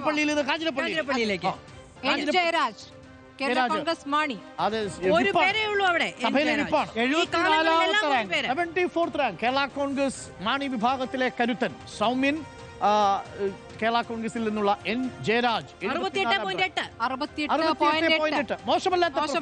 മോശമല്ലാത്ത പെർഫോമൻസ് ആണ് ജയരാജൻ മാഷിന് അവിടെയുള്ളത്. എൻ ജയരാജ് കാഞ്ഞിരപ്പള്ളിയിൽ കേരള കോൺഗ്രസ് മാണി വിഭാഗത്തിലെ നേതാവ്, MLA 74ാമത്തെ റാങ്ക്. ടൈറ്റ് മത്സരം പ്രതീക്ഷിക്കുന്ന മണ്ഡലമാണ് കാഞ്ഞിരപ്പള്ളിയിൽ ഒരുപക്ഷെ മരിയ ഇറങ്ങുമോ എന്നുള്ളൊരു ചോദ്യം കൂടി ഒരു ഭാഗത്ത് നിൽക്കുന്നു. കാഞ്ഞിരപ്പള്ളിയിൽ NDA സ്ഥാനാർത്ഥിയായിട്ടും ചിലപ്പോൾ കരുത്തരം വന്നേക്കാം എന്ന് കേൾക്കുന്നു. അപ്പോൾ 68.8 മാർക്കാണ്. അടുത്ത മണ്ഡലത്തിലേക്ക് നമ്മൾ പോകുന്നു. പേരാമ്പ്രയിലേക്ക് നമ്മുടെ LDF മണ്ഡലം പേരാമ്പ്രയിൽ TP രാമകൃഷ്ണൻ MLA 63 റാങ്ക്. 63 റാങ്കിൽ എത്ര പോയിന്റ്? അതായത് LDF കൺവീനർ എന്ന നിലയിൽ പ്രവർത്തിക്കുമ്പോഴും രാഷ്ട്രീയ തിരക്കുകൾക്കിടയിലും മണ്ഡലത്തിൽ സാന്നിധ്യമുണ്ടായിരുന്നു. മുൻ തൊഴിൽ വകുപ്പ് മന്ത്രി 71.9. മോശമല്ല. മികച്ചതാണ് മാർക്ക് എന്നുള്ളതാണ്. 70ക്ക് മുകളിലുണ്ട്. അപ്പൊ MLA എന്ന നിലയ്ക്ക് TP രാമകൃഷ്ണൻ ഒരു വിജയമാണ്. ജയിച്ച മണ്ഡലമാണ്. അദ്ദേഹം തന്നെ ഇത്തവണ മത്സരിക്കുന്ന ഏതാണ്ട് ഉറപ്പായി കഴിഞ്ഞു. ഇളവ് കൊടുത്തതിൽ ഒരാൾ TP രാമകൃഷ്ണനാണ്. വിജയ സാധ്യത മുന്നിൽ വെച്ചുകൊണ്ടാണ് TP രാമകൃഷ്ണന്റെ സ്ഥാനാർത്ഥിത്വം. 22 ഷുവർ ബെൽറ്റ് ആയിട്ട് പറയുന്ന 40 സീറ്റുകളിൽ ഒന്നാണ് പേരാമ്പ്ര. 20,000-ലധികം ഭൂരിപക്ഷമുണ്ട്. ഗംഭീര പെർഫോമൻസ് ആണ് 70% മുകളിൽ എന്ന് പറഞ്ഞാൽ 30 മാർക്ക് 29 മാർക്ക് കുറഞ്ഞിട്ടുള്ളൂ MLA എന്ന നിലയിൽ. അത് നമുക്ക് LDF കൺവീനർ എന്ന തിരക്കിന്റെ പേരിൽ നമുക്ക് മാറ്റി കൊടുക്കാം. അടുത്തത് ചാത്തന്നൂരിലേക്ക് പോകാം. പെരുമ്പാവൂരിലെ MLA എൽദോസ് കുന്നപ്പള്ളി പക്ഷേ നിരാശപ്പെടുത്തി. മണ്ഡലത്തിൽ പുറത്തിറങ്ങാൻ പറ്റിയിട്ടുണ്ടാവില്ല. 116ാമത്തെ റാങ്കാണ്. 28.2. ഇതുവരെയുള്ളതിൽ MLA-മാരിൽ ഏറ്റവും കുറവ് മാർക്ക് അല്ലെ എൽദോസ് കുന്നപ്പള്ളിക്കാണ്. പിന്നിൽ നിന്ന് മുമ്പ് ഏറ്റവും കുറവ് മാർക്കാണ് ഇപ്പോൾ എൽദോസ് കുന്നപ്പള്ളി. രമേശ് ചെന്നിത്തല നിൽക്കുമ്പോൾ ഏറ്റവും പുറകിലും കോൺഗ്രസ് MLA ആണെന്നുള്ളതാണ്. അതായത് ഏറ്റവും മുന്നിലും UDF, ഏറ്റവും പിന്നിലും UDF. കോൺഗ്രസ് എന്ന് തന്നെ പറയണം. ഏറ്റവും മുന്നിലും കോൺഗ്രസ്, ഏറ്റവും പിന്നിലും കോൺഗ്രസ്. എൽദോസ് കുന്നപ്പള്ളിയുമായി ബന്ധപ്പെട്ട് കുറെ ആരോപണങ്ങളും വിവാദങ്ങളും ഒക്കെ ഉണ്ടായത് ചിലപ്പോൾ പ്രതിഫലിച്ചു. അതായത് ആ മണ്ഡലത്തിൽ എൽദോസ് കുന്നപ്പള്ളിക്ക് കിട്ടിയ ഒരു അവസരം എൽദോസ് കുന്നപ്പള്ളി യഥാർത്ഥത്തിൽ ഉപയോഗിച്ചോ എന്നുള്ളത് ഒരു പ്രധാനപ്പെട്ട ചോദ്യമാണ്. എത്ര വലിയ അവസരമാണ്. കാരണം ആ സമയത്ത് ഓർമ്മിക്കുന്നുണ്ടോ, എൽദോസ് കുന്നപ്പള്ളി വിജയിച്ചു കയറുന്ന സമയത്ത് നമ്മൾ മാധ്യമങ്ങളെല്ലാം എൽദോസ് കുന്നപ്പള്ളിയെ എത്രമാത്രം പിന്തുണച്ചു. ഒരു ഏറ്റവും ജനകീയനായ താഴേക്കിടയിൽ നിന്ന് വന്ന ജനപ്രതിനിധി എന്ന മട്ടിൽ നമ്മൾ എൽദോസ് കുന്നപ്പള്ളി അവതരിപ്പിച്ചു. പക്ഷെ അവസരം പ്രയോജനപ്പെടുത്തിയിട്ടില്ല എന്നാണ്. മാത്രമല്ല ഇപ്പോഴും നാട്ടുകാരുടെ മനസ്സിൽ വരുന്നത് ചില കവിതയും ചില ഡാൻസും ഒക്കെയാണ് മനസ്സിലാവുന്നത്. മണ്ഡലത്തിലെ വികസന പ്രവർത്തനങ്ങളെക്കാൾ കൂടുതൽ. അപ്പോൾ അതും ഒരുപക്ഷെ തിരിച്ചടിയായിട്ടുണ്ടാവും. താഴെ വോട്ട് മാത്രമേ കഴിഞ്ഞ തവണ ഉണ്ടായിരുന്നുള്ളൂ. ഇത്തവണത്തെ സ്ഥാനാർത്ഥികൾ ആര് എന്നത് പ്രധാനമായിരിക്കും ആ മണ്ഡലത്തിൽ. തീർച്ചയായും എൽദോസ് കുന്നപ്പള്ളി മത്സരിച്ചാൽ മത്സരം ടൈറ്റ് ആവും എന്ന കാര്യം സംശയമില്ല. അതിന് ഭൂരിപക്ഷം വളരെ കുറവായിരുന്നില്ലേ? വേറൊരു കാര്യമുണ്ട്. നമ്മളിപ്പോ ഈ ആളുകൾ വോട്ട് ചെയ്ത് ഈ മാർക്ക് പറയുമ്പോൾ സ്ഥാനാർത്ഥിത്വം മോഹിക്കുന്ന MLA-മാരായിട്ടുള്ളവർക്ക് ഈ ഒരു സ്ഥാനം കിട്ടുമോ എന്നത് പോലും ഒരുപക്ഷെ ഇത് നിർണയിച്ചേക്കാം. പാർട്ടികൾ ഇത് പരിഗണിച്ചേക്കാം. 16 ലക്ഷത്തിലധികം ആളുകൾ പങ്കെടുത്തൊരു സർവേ ഇന്നുവരെ ഒരു രാഷ്ട്രീയ പാർട്ടിയും നടത്തിയിട്ടില്ല. ആകെ ടെലിഫോണിക് സർവേ നടത്തിയാണ് പല പാർട്ടികളും സ്ഥാനാർത്ഥികളുടെ കാര്യത്തിൽ പ്രിഫറൻസ് നിശ്ചയിക്കുന്നത്. അത് പക്ഷേ അത് ഈ സർവേ വളരെ പ്രധാനപ്പെട്ടതായി മാറുന്നത് ആ ഘട്ടത്തിലാണ്. അപ്പൊ ഈ ഇലക്ഷനിൽ സ്ഥാനാർത്ഥികളെ ഫൈനൽ ചെയ്യുന്ന സമയമാണ്. അതെ, ആ സമയത്താണ് ഈ സർവേ എൽദോസ് കുന്നപ്പള്ളിയെ ആ മണ്ഡലത്തിൽ ഇങ്ങനെ വേണമെങ്കിൽ നമുക്ക് പറയാം. CR മഹേഷിനെ കരുനാഗപ്പള്ളിയിൽ കണ്ണും പൂട്ടി കോൺഗ്രസ്. പക്ഷേ പെരുമ്പാവൂരിൽ എൽദോസ് കുന്നപ്പള്ളി നിർത്തുന്നത് റിസ്ക് ആണ്. In a way that's A risk. നാട്ടുകാർ പറയുന്നതാണ്. ആ മണ്ഡലത്തിലെ ജനങ്ങൾ പറയുന്നതാണ്. വല്ലാത്ത പറച്ചിലായി പോയിട്ടോ. That's a fact. ഇപ്പൊ നജീബ് കാന്തപുരത്തെ പെരിന്തൽമണ്ണയിൽ നിങ്ങൾ നജീബ് നിർത്തിക്കോളൂ എന്നുള്ളതാണ് ഈ സർവേ ഏറ്റവും ബാധിക്കുക. ഇത് സ്വാധീനിക്കുക എന്ന് പറഞ്ഞാൽ ടൈറ്റ് മത്സരം നടക്കുന്ന സ്ഥലത്താണ്. ടൈറ്റ് മത്സരം നടക്കുന്ന സ്ഥലത്ത്. അപ്പൊ പ്രിയപ്പെട്ട പ്രേക്ഷകരെ, അടുത്ത മണ്ഡലം ചാത്തന്നൂർ. വളരെ നിർണായകമായ മണ്ഡലമാണ് ചാത്തന്നൂർ. GS ജയലാൽ CPI നിന്നുള്ള ജയലാലിന്റെ ചാത്തന്നൂർ മണ്ഡലം. അവിടെ BJPയുടെ വളർച്ച വളരെ വലിയ വളർച്ചയായിരുന്നു. 60ാം റാങ്കാണ്. മോശമല്ലാത്ത റാങ്കാണ്. GS ജയലാൽ ചാത്തന്നൂർ മണ്ഡലത്തിൽ 60ാമത്തെ റാങ്കാണ്. തൊട്ടു പിന്നിലുള്ളത് 80 MLA-മാർ തൊട്ടു പിന്നിലാണ്. 72.2 പോയിന്റ്. Above 70 ആണ്. Above average. നല്ല MLA ആയിരിക്കുന്നു GS ജയലാലിനെ നല്ല MLA എന്ന് ജനം വിലയിരുത്തിയിരിക്കുന്നു എന്നുള്ളതാണ്. അദ്ദേഹം ഇത്തവണ മത്സരിക്കുന്നില്ല എന്നുള്ള പ്രത്യേകത. ജയലാൽ മത്സരിക്കുന്നില്ല. പക്ഷേ ആ ചാത്തന്നൂർ മണ്ഡലം സൂക്ഷിക്കേണ്ട മണ്ഡലമാണ്. ഗോപകുമാറാണെന്ന് തോന്നുന്നു BJP സ്ഥാനാർത്ഥിയായിട്ട് വരാൻ പോകുന്നത്. കഴിഞ്ഞ തവണ രണ്ടാം സ്ഥാനത്ത് വന്ന മണ്ഡലമാണ് ചാത്തന്നൂർ മണ്ഡലം. വളരെ നിർണായകമാണ്. അവിടെ BJP വോട്ടുണ്ട് അവിടെ BJP-ക്ക്. അതെ 72.2 മാർക്കാണ് ശതമാനം മാർക്ക് കിട്ടി. 60ാം സ്ഥാനത്താണ് GS ജയലാൽ. അടുത്ത നമുക്ക് കോഴിക്കോട് നോർത്തിലേക്ക് പോയാലോ? തോട്ടത്തിൽ രവീന്ദ്രൻ. കോഴിക്കോട് നോർത്തിലേക്ക് എത്തിയാൽ തോട്ടത്തിൽ രവീന്ദ്രൻ MLA മുൻ മേയറാണ് അദ്ദേഹം. വളരെ വളരെ സൗമ്യനാണ്, ജനകീയനാണ്, വളരെ ജനകീയനാണ്. 65ാം റാങ്ക് മോശമല്ല. എത്ര മാർക്ക്? തോട്ടത്തിൽ രവീന്ദ്രന് 71.7 മാർക്ക്. നല്ല മാർക്കാണ്. കഴിഞ്ഞ തവണ KM അഭിജിത്താണ് മത്സരിച്ചത്. 46,000 വോട്ടായിരുന്നു KM അഭിജിത്തിനുള്ളത്. തോട്ടത്തിൽ രവീന്ദ്രന് 59,000 വോട്ടിന്റെ ഭൂരിപക്ഷം അല്ലേ? 12,000 വോട്ടിന്റെ ഭൂരിപക്ഷം. തോട്ടത്തിൽ രവീന്ദ്രൻ ആ പ്രതീക്ഷ സൂക്ഷിച്ചു എന്ന് തന്നെയാണ് ജനങ്ങൾ തോട്ടത്തിൽ രവീന്ദ്രനോടൊപ്പമുണ്ട്. മികച്ച MLA എന്ന ഒരു മാർക്കാണ് അദ്ദേഹത്തെ തന്നെയാണ് മത്സരിപ്പിക്കാൻ തോട്ടത്തിൽ തന്നെ മണ്ഡലം സേഫ് ആണ്. ഇപ്പൊ നിലവിലത്തുള്ള ഈ കണക്ക് പ്രകാരം, അതായത് ഒരു കനത്ത എതിരാളി വരാത്ത പക്ഷം നിലവിൽ തോട്ടത്തിൽ സേഫ് ആണ് ആ മണ്ഡലത്തിൽ എന്ന് വേണമെങ്കിൽ നമുക്ക് പറയാം. അടുത്ത നമുക്ക് അങ്കമാലിയിലേക്ക് പോകാം. റോജി എം ജോണിന്റെ മണ്ഡലം. റോജി എം ജോൺ കോൺഗ്രസിലെ യുവ MLA. ഖദറിലല്ല പ്രത്യക്ഷപ്പെട്ടിരിക്കുന്നത്. വളരെ മുന്നിലാണ് കോൺഗ്രസിലെ യുവ MLA റോജി എം ജോൺ. ഇക്കുറി മണ്ഡലത്തിൽ നോക്കൂ, മണ്ഡലത്തിലാണെങ്കിലും സഭയ്ക്കുള്ളിലാണെങ്കിലും മണ്ഡലത്തിലാണെങ്കിലും റോജിയുടെ 81.8. റോജി എം ജോൺ ധൈര്യമായിട്ട് വീട്ടിൽ കൊണ്ടുപോയി കാണിക്കാവുന്ന ഈ പോയിന്റിൽ വലിയ ഛത്തീസ്ഗഡിൽ പോയ റോജി എം ജോണിനെ നമുക്ക് ഓർമ്മയില്ലേ? അത് വോട്ട് ചെയ്തവർക്ക് ഓർമ്മയുണ്ട്. തീർച്ചയായിട്ടും. മാത്രമല്ല അവിടെ എവിടെ പോയ ഛത്തീസ്ഗഡിൽ ചേർത്ത് പിടിച്ച ഈ മാർക്കിലെ പാതി മാർക്ക് കിട്ടുന്നത് അവിടെയാട്ടോ. അതായത് രാഷ്ട്രീയ നിലപാടെടുത്ത് അവിടെ ഛത്തീസ്ഗഡിലേക്ക് പോയി കന്യാസ്ത്രീകൾക്കൊപ്പം നിൽക്കുന്ന റോജി എം ജോണിനെ അങ്കമാലിക്കാർക്കറിയാം. യുവ MLA എന്നുള്ള നിലയ്ക്ക് അധികം ആരെയും വെറുപ്പിക്കാത്ത ഒരു MLA. മാത്രമല്ല ആരെയും വെറുപ്പിക്കുന്നില്ല. ക്ലാരിറ്റിയോടുകൂടിയുള്ള അഭിപ്രായങ്ങളാണ്. രാഷ്ട്രീയ പ്രതികരണങ്ങളെ, രാഷ്ട്രീയ ആരോപണങ്ങളെ KPCC അധ്യക്ഷനായിട്ട് പരിഗണിക്കണോ എന്ന പട്ടികയിൽ പോലും വന്ന പേരുകളിൽ ഒന്ന് ഈ പ്രായത്തിൽ വ്യക്തിപരമായ ആൾക്കാരെ മോശം പറയാത്ത ആളാണ്. നമുക്കത് ഓർക്കേണ്ടത്, ഛത്തീസ്ഗഡിൽ റോജി എം ജോൺ കന്യാസ്ത്രീകളുടെ അടുത്ത് പോയ സമയത്ത് അവിടെ തിക്കി തിരക്കി വേറെ ചിലർ മുന്നിലേക്ക് വരുന്നതും റോജി എം ജോൺ അതൊന്നും നോക്കാതെ അപ്പുറത്ത് നിൽക്കുന്ന ആ കാഴ്ച ഓർക്കുന്നില്ലേ? എവിടെയും തിക്കി തിരക്കാനില്ല. പക്ഷെ കൃത്യമായി അതെ ചെയ്യേണ്ടത് എന്താണെന്ന് അറിയാം, പറയേണ്ടത് എന്താണെന്ന് സഭയ്ക്കുള്ളിലെ ഇടപെടലുകൾ നമ്മൾ കണ്ടു. നമ്മൾ അദ്ദേഹത്തിന്റെ ഡാറ്റാബേസ് പരിശോധിക്കുമ്പോൾ സഭയിൽ ഏറ്റവും കൂടുതൽ ഇടപെട്ട MLA-മാരുടെ പട്ടികയിലും റോജിയുണ്ട്. അത് അടിയന്തര പ്രമേയമായിട്ടാണെങ്കിലും ശരി, ചോദ്യമാണെങ്കിലും സബ്മിഷൻ ആണെങ്കിലും റോജി എം ജോൺ സഭയിലും വളരെ ആക്റ്റീവായിരുന്നു. സഭയ്ക്ക് പുറത്ത് മണ്ഡലത്തിലും ആക്റ്റീവായിരുന്നു. വേണമെങ്കിൽ സണ്ണി ജോസഫിന്റെ അടുത്ത് വെച്ച് പറയാം, നമ്മുടെ എൽദോസിനെയും വിളിക്കാം, നമ്മുടെ റോജി എം ജോണിനെ വിളിക്കാം. ഇത് കണ്ടുപഠിക്കണം വേണമെങ്കിൽ പറയാം. ഒരാൾക്ക് രണ്ടുപേരും കൂടെ പോയി നിൽക്കുമ്പോൾ കണ്ടുപഠിക്കണേ എന്ന് പറയാം. അപ്പൊ റോജി ആ അർത്ഥത്തിൽ സൂപ്പറാണ്. അങ്കമാലിക്ക് പ്രിയപ്പെട്ട MLA ആയിട്ട് മാറുന്നു. 17ാമത്തെ റാങ്ക്, മിന്നും റാങ്കാണ്. തൃക്കാക്കരയിലേക്ക് ഉമാ തോമസിന് എത്രയാണ് rank? Uma Thomas MLA Thrikkakara മണ്ഡലത്തിൽ 57ാം റാങ്കാണ്. മികച്ച റാങ്ക്. എത്ര മാർക്ക് എന്നത് കൂടി സ്ക്രീനിലേക്ക് വരികയാണ്. 72.8 ശരാശരിക്കും മുകളിലുള്ള പ്രകടനമാണ് കാഴ്ചവെച്ചിരിക്കുന്നത്. മാത്രമല്ല ഇവിടെ ഉമാ തോമസ് ഫൈറ്റ് ചെയ്യുന്നത് CPM-നോടല്ല, ഉമാ തോമസ് ഫൈറ്റ് ചെയ്യുന്നത് PT തോമസിനോടാണ്. കാര്യം PT തോമസിന്റെ ലെഗസിയോടാണല്ലോ ഉമാ തോമസിനെ കമ്പയർ ചെയ്യുക. അപ്പൊ മറ്റേ MLA PT തോമസിന് എന്നുള്ളത് ഉമാ തോമസിന്റെ നമുക്ക് ആ അർത്ഥത്തിൽ ഒരു പക്ഷേ കമ്പയർ ചെയ്യാൻ പറ്റത്തില്ല. കാര്യം അദ്ദേഹത്തിന് അത്രയും പഴക്കവും പരിചയമുള്ള ഒരു MLA ആണ്. ആ MLA മണ്ഡലത്തിൽ കൊണ്ടുവന്നതും രാഷ്ട്രീയ നിലപാടും വെച്ച് നോക്കുമ്പോൾ സ്വാഭാവികമായും ഏതെങ്കിലും നെഗറ്റീവ് മാർക്ക് വന്നിട്ടുണ്ടെങ്കിൽ സഹതാപ തരംഗത്തിൽ ജയിച്ചു എന്നുള്ളതായിരുന്നു ആദ്യം പറഞ്ഞത്. പക്ഷേ MLA എന്ന നിലയ്ക്ക് ഉമാ തോമസ് MLA എന്ന നിലയിൽ പ്രൂവ് ചെയ്തിട്ടുണ്ട്. PT തോമസിന്റെ നിഴലിലോ PT തോമസിന്റെ സഹാനുഭൂതിയോ മാത്രമല്ല ഉമാ തോമസിനെ നേതാവാക്കുന്നത്. ഉമാ തോമസ് കോൺട്രിബ്യൂട്ട് ചെയ്തിട്ടുണ്ട്. ഉമാ തോമസിനെ ആ മണ്ഡലത്തിൽ നിർത്താം. നമ്മളിത് പറയുന്നത് ചില പ്രത്യേക കണക്കൂട്ടൽ കൂടി കൂട്ടിക്കോ അല്ലേ, അങ്ങനെ പറയാം.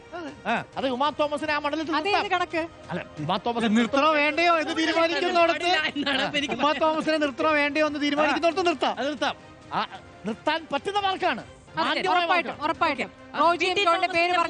പഴങ്കഥയാക്കിക്കൊണ്ട് ഈ തെരഞ്ഞെടുപ്പിൽ ജയിച്ചു വന്ന ഉമാ തോമസ് കോൺഗ്രസിന്റെ പോരാളിയായി ഇപ്പോഴും മണ്ഡലത്തിലുണ്ട്. അടുത്തത് കുറ്റ്യാടിയിലേക്ക് പോയാലോ? കുറ്റ്യാടിയിലേക്ക് പോയാൽ KP കുഞ്ഞമ്മദുകുട്ടി മാസ്റ്ററുടെ മാർക്ക് എത്രയാണെന്ന് നമുക്ക് നോക്കാം. കുറ്റ്യാടി ഇക്കുറി കേരള കോൺഗ്രസ് ഏറ്റെടുക്കുമെന്നൊക്കെ പറഞ്ഞു, പക്ഷേ സാധ്യത 35 റാങ്കാണ്. 35ാമത്തെ റാങ്കാണ്. ഗംഭീര റാങ്കാണ്. ഗംഭീര റാങ്കാണ്. നമ്മൾ ആരും എവിടെയും ഒന്നും പറഞ്ഞിട്ടില്ലെങ്കിലും സമരം ചെയ്ത് വാങ്ങിക്കൊടുത്ത സീറ്റാണ്. സമരം ചെയ്ത് വാങ്ങിയ സീറ്റാണ്. ജനങ്ങൾ സമരം ചെയ്ത് കുറ്റ്യാടിയിലെ സാധാരണക്കാർ റോട്ടിലിറങ്ങി സമരം ചെയ്ത് 77.3 മാർക്കുമായിട്ടാണ് KP കുഞ്ഞമ്പുകുട്ടി മാസ്റ്റർ മാർക്ക് നോക്ക് ഞെട്ടിച്ചു. അല്ലേ? ധൈര്യമായ അദ്ദേഹത്തിന് CPM ഇനിയും കളത്തിലിറക്കാം. തീർച്ചയായിട്ടും ഇറക്കാം. KP കുഞ്ഞമ്മദ് മാസ്റ്റർ നമ്മൾ ലാസ്റ്റ് എപ്പോഴാണ് കണ്ടെന്നറിയോ? ആ. ഈ KSU പ്രവർത്തകരുടെ വീട്ടിലേക്ക് ബോംബ് എറിഞ്ഞ സംഭവം ഉണ്ടായി. ആ വീട്ടിൽ പോയ MLA ആണ്. Correct. ആ വീട്ടിൽ Yes. KSU അതാണ് പ്രവർത്തകരുടെ ജനകീയത. വീട്ടിൽ പോയ MLA. ആണെന്ന് പറഞ്ഞ MLA ആണ്. ഇത് നോക്കൂ, ഇതാണ് ബാധു. ഞാൻ എപ്പോഴും പറയുന്നത് ആന്റോ അഗസ്റ്റിൻ, നമ്മൾ ഈ ആന്റി ഇൻകുംബൻസിയെ കുറിച്ച് പറഞ്ഞപ്പോൾ നമ്മുടെ ചർച്ചകളിലൊക്കെ ഞാൻ എടുത്തൊരു പൊസിഷൻ ഉണ്ട്. ഈ മണ്ഡലത്തിൽ സർക്കാരിനെതിരെയുള്ള ആന്റി ഇൻകുംബൻസിയെ മറികടക്കാൻ LDF ഉപയോഗിക്കാൻ പോകുന്നത് MLA മാരുടെ പ്രോ ഇൻകുംബൻസി. അതായത് ചില മണ്ഡലങ്ങളിലുണ്ടല്ലോ, ആ മണ്ഡലങ്ങളിൽ ആ MLA മാരെ വിജയിപ്പിക്കാതിരിക്കാൻ കഴിയില്ല. സർക്കാരിനെ തോപ്പിക്കണമെന്ന് വിചാരിച്ചാൽ MLA തോപ്പിക്കാൻ പറ്റില്ല. MLA തോപ്പിക്കാൻ പറ്റൂല. നമ്മുടെ MLA അല്ലേ വരും. കുറ്റ്യാടിയിൽ പാളിപ്പോകുമായിരുന്നു. എങ്ങനെ? കേരള കോൺഗ്രസ് മാണിക്ക് ആ സീറ്റ് കൊടുത്തിരുന്നെങ്കിൽ പാളുമായിരുന്നു. Okay. പക്ഷെ ഇപ്പൊ അങ്ങനെയല്ല, കുറ്റ്യാടി നിലനിർത്താൻ തീരുമാനിച്ചു എന്നുള്ളത് that's a right decision. Okay, Parakkal അബ്ദുള്ളയെ തോൽപ്പിച്ചത് 333 വോട്ടിനാണ്. അപ്പോൾ അവിടെ നല്ല പെർഫോമൻസ് ആണ് കാഴ്ചവെച്ചിരിക്കുന്നത് എന്നുള്ളതാണ് ജനവിധി. മാത്രമല്ല കോഴിക്കോട് ജില്ലയിൽ മുസ്ലിം ലീഗ് വളരെ പ്രതീക്ഷിക്കുന്ന ഒരു മണ്ഡലം കൂടിയാണ് കുറ്റ്യാടി. ഏറ്റവും ശക്തമായ മത്സരം ചെറിയ നടക്കാൻ ഭൂരിപക്ഷ വേണ്ടി വ്യത്യാസമല്ലേ നേരിയ ഉള്ളൂ. ഭൂരിപക്ഷത്തിന് അതുകൊണ്ട് വലിയ ഫൈറ്റിനാണ് ലക്ഷ്യമിടുന്നത്. പക്ഷെ നോക്കൂ, അവിടെ നിങ്ങൾ അതെ, ജനങ്ങളുടെ വികാരം. അതാണ്. അപ്പോൾ പ്രിയപ്പെട്ടവരെ, ഇനി നമ്മൾ നേരെ കുറ്റ്യാടിയിൽ നിന്ന് നേരെ തലസ്ഥാനത്തേക്ക് ആന്റണി രാജു, തിരുവനന്തപുരം ആന്റണി രാജു MLA ആയിരുന്നു, ഇപ്പോൾ MLA അല്ല. മന്ത്രിയായിരുന്ന ആന്റണി രാജുവിനെ നമ്മൾ കണ്ടു.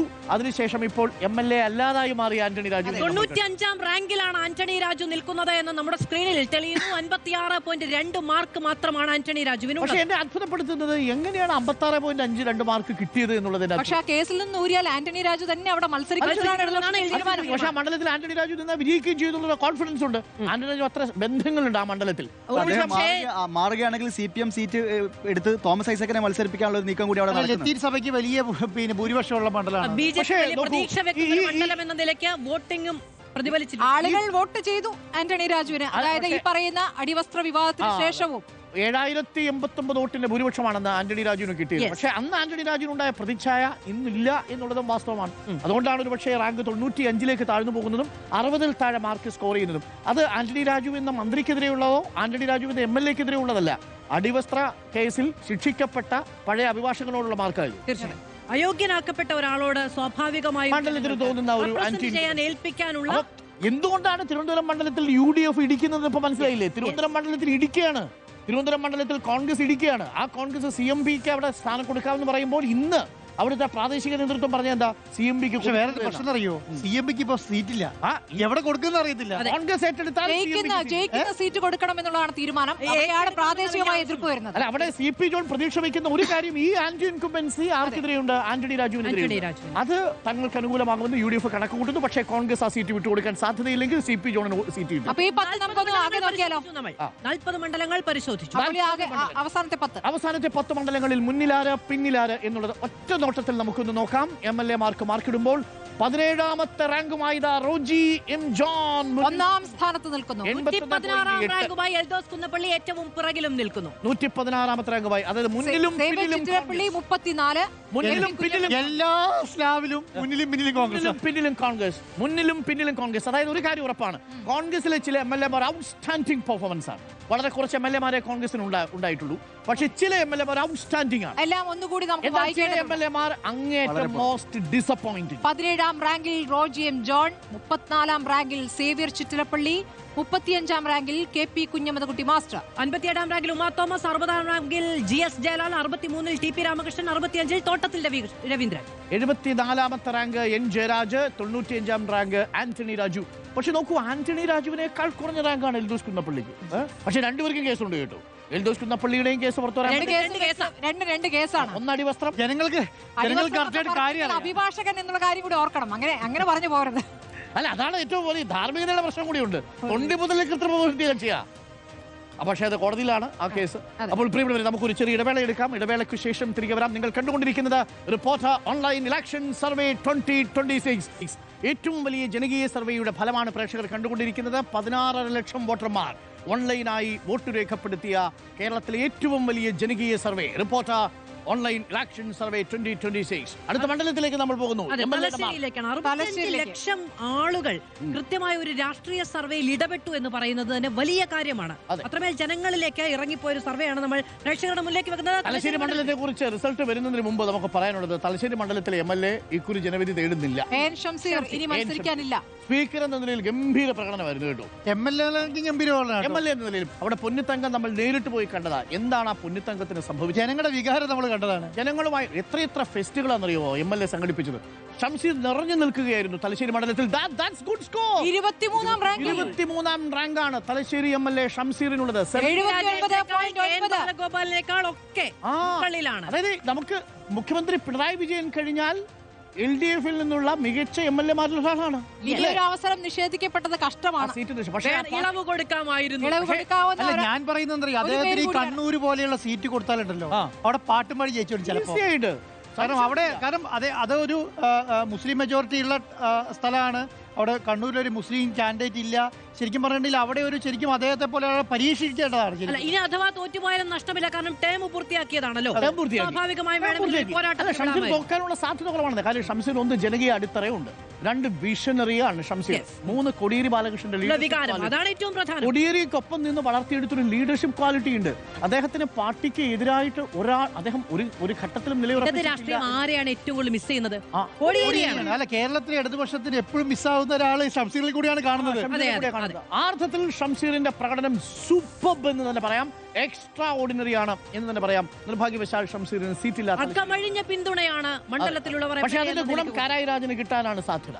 തലശ്ശേരി എല്ലാ കാലത്തും ഇടതുപക്ഷമാണ്. ഇതിന്റെ ഗുണം കൂടി, അതായത് ആ മണ്ഡലത്തിൽ ഒരിക്കലും പിന്നോട്ടടിച്ചിട്ടില്ല. മണ്ഡലത്തിന്റെ വികസനത്തിന്റെ എല്ലാ ഘട്ടത്തിലും കോടിയേരിയിലൂടെ ഷംസീറിലൂടെ രാഷ്ട്രീയ പ്രവർത്തനമായിരുന്ന കാലത്തും MLA ആയിരുന്ന കാലത്തും സ്പീക്കർ ആയിരുന്ന കാലത്തും എല്ലാം ഔട്ട്സ്റ്റാൻഡിംഗ് പെർഫോമൻസ് ആണ്. മാത്രമല്ല ഷംസീറിനെ സംബന്ധിച്ച് ആ ക്വാളിറ്റി ഉണ്ടല്ലോ, അടിത്തട്ടിൽ നിന്ന് വന്ന ജനങ്ങളിലൂടെ വന്ന് ലീഡർഷിപ്പിലേക്ക് വന്ന നേതാവാണ്, കെട്ടിയിറക്കപ്പെട്ട നേതാവല്ലല്ലോ. അപ്പോൾ എംസരാജിന്റെ കൂടെ ഡിവൈഎഫ്ഐ കൈയാരിച്ചത് ആളാണ്.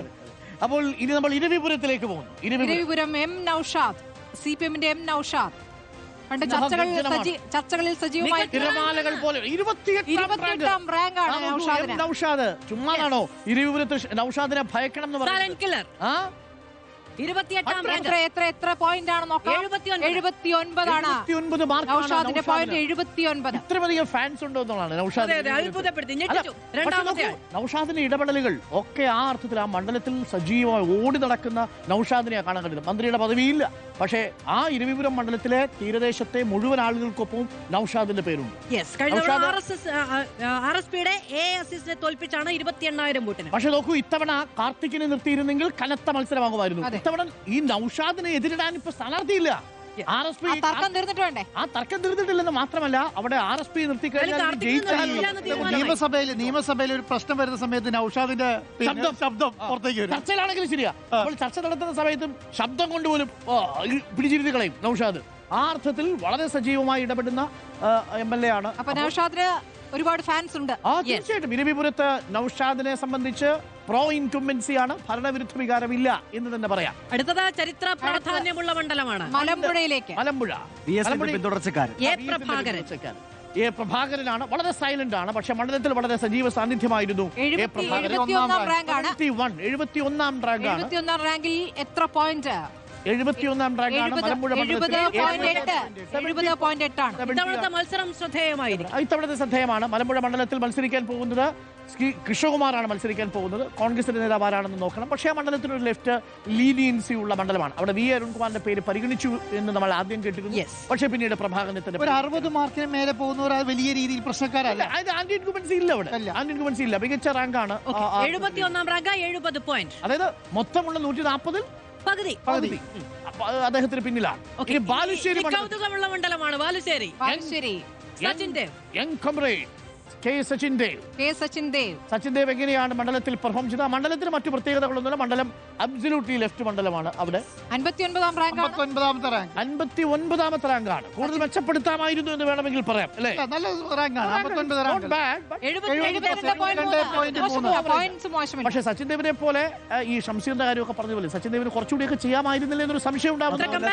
ശ്രദ്ധേയമായ കാര്യം ഇടതുപക്ഷത്തെ മറ്റ് യുവ MLA-മാരൊക്കെ തന്നെ വലിയ രീതിയിൽ അവരുടെ പെർഫോമൻസ് ഉയർത്തിയിട്ടുണ്ട്. ആ നിലയ്ക്ക് സച്ചിൻ ദേവിന്റെ ഒരു പെർഫോമൻസ് നമ്മൾ കമ്പയർ ചെയ്യുന്ന സമയത്ത് താരതമ്യേന യുവ ഇടത് MLA-മാരിൽ പിന്നിലാണ്. അല്ല, നമുക്ക് ഓർമ്മയുണ്ടല്ലോ ഈ തിരുവനന്തപുരത്തെ വിവാദങ്ങളൊക്കെ വലിയ തോതിൽ തിരിച്ചടിച്ചിട്ടുണ്ടാവാം.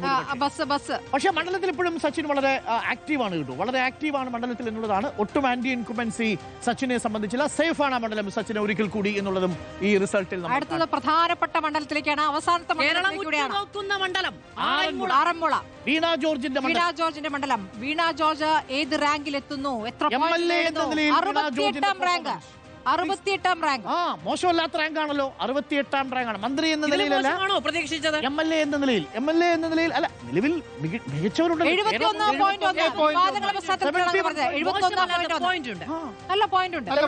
70 എബോവ് ആണ് എന്ന് പറഞ്ഞാൽ എബോവ് ആവറേജ് തന്നെയാണ്. പിന്നെ വേറൊരു കാര്യമുണ്ട്, ഈ വീണ ജോർജിന്റെ മാർക്ക് കുറയ്ക്കാനും കൃത്യമായിട്ട് ആൾക്കാർ ഇടപെടലുണ്ടായിട്ടുണ്ടാകും. അല്ല, വീണ ജോർജിന് കൂടുതൽ വോട്ട് നൽകാനും ഈ ഘട്ടത്തിൽ ആളുകൾ നടക്കുമെന്ന് ഉറപ്പുള്ള മണ്ഡലമാണ് ആറന്മുള. വലിയ ശക്തമായ പോരാട്ടം കേരളം ഉറ്റുനോക്കുന്ന ഫൈറ്റ് നേടിയതാണ് കേട്ടോ. 19,000 വോട്ടിന്റെ ഭൂരിപക്ഷത്തിൽ വന്ന മണ്ഡലമാണ്. ആ മണ്ഡലം സേഫ് ആണെന്ന് ചോദിച്ചാൽ എബോവ് ആവറേജ് പെർഫോമൻസ് ഉണ്ട് വീണയെ സംബന്ധിച്ച്. വകുപ്പുമായി ബന്ധപ്പെട്ട വിവാദങ്ങൾക്കിടെയാണ് ഈ പോയിന്റ് നടക്കുന്നത്. MLA എന്ന നിലയിൽ എബോവ് ആവറേജ് ആണ്. അവിടുത്തെ വികസന പ്രവർത്തനങ്ങളൊക്കെ ചൂണ്ടിക്കാണിച്ചുകൊണ്ടൊരു ക്യാമ്പയിനൊക്കെ നേരത്തെ വീണ ജോർജ് നടത്തിയിരുന്നു ആ മണ്ഡലത്തിൽ. പിന്നെ സമുദായ സമവാക്യങ്ങളും സഭാ സമവാക്യങ്ങളും വളരെ പ്രധാനപ്പെട്ട കാര്യത്തിൽ പ്രത്യേകിച്ച് വോട്ട് കുറയ്ക്കാനുള്ള എല്ലാ ശ്രമവും നടത്തിയിട്ടുണ്ടാവും. കാര്യം ഈ തെരഞ്ഞെടുപ്പിൽ ഏറ്റവും കൂടുതൽ ആക്രമിക്കപ്പെട്ട മന്ത്രി വീണ ജോർജ്, കൂടുതൽ ചർച്ചയായ ഇടം. അപ്പൊ അതുകൊണ്ട് തന്നെ സ്വാഭാവികമായും നല്ല മത്സരം പ്രതീക്ഷിക്കുന്നുണ്ട്.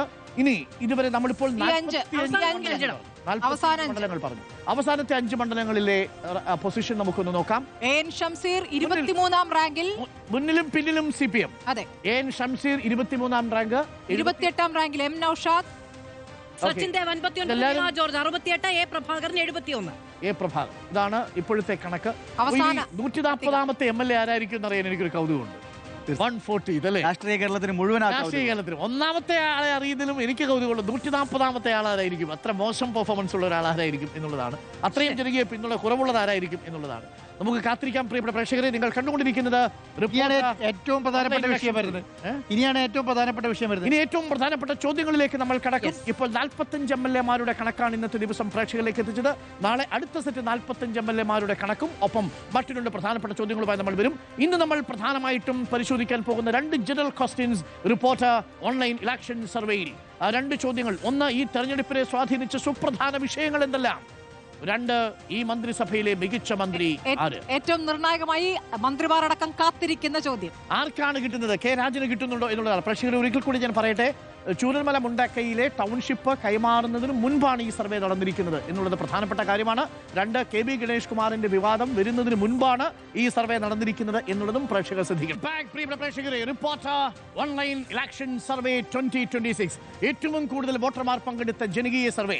16 ലക്ഷം വോട്ടർമാർ പങ്കെടുത്ത ജനകീയ സർവേയുടെ റിസൾട്ടാണ് പ്രേക്ഷകർ കണ്ടത്. ആദ്യഘട്ടത്തിലെ റിസൾട്ട് MLA-മാരുടെ പെർഫോമൻസിനെ വിലയിരുത്തുകയായിരുന്നുവെങ്കിൽ രണ്ടാം ഘട്ടത്തിലേക്ക് നമ്മൾ കടക്കുന്നു.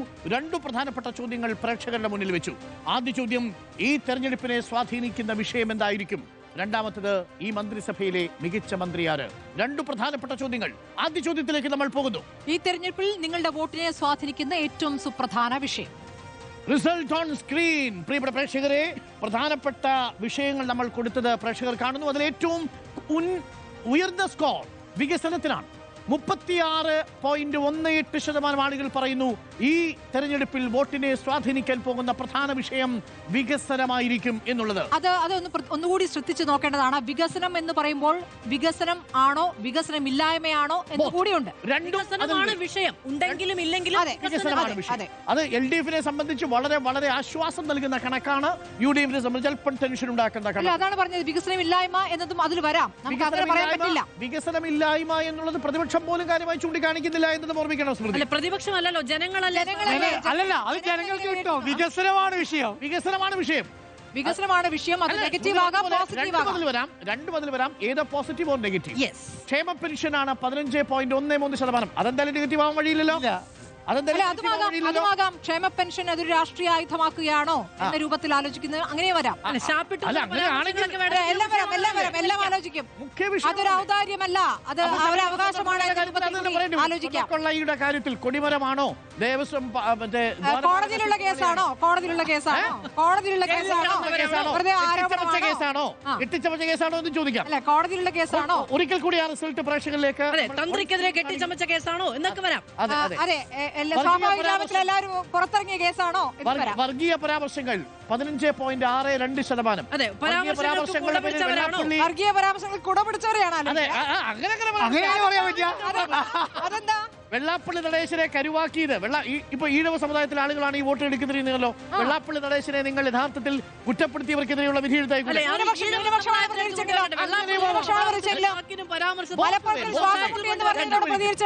രണ്ടു വഴിക്ക് അഴിമതി 8.5%. ഇതെന്തായാലും ഭരണപക്ഷത്തിനെതിരായിട്ട് വരാൻ സാധ്യതയില്ല. അഴിമതി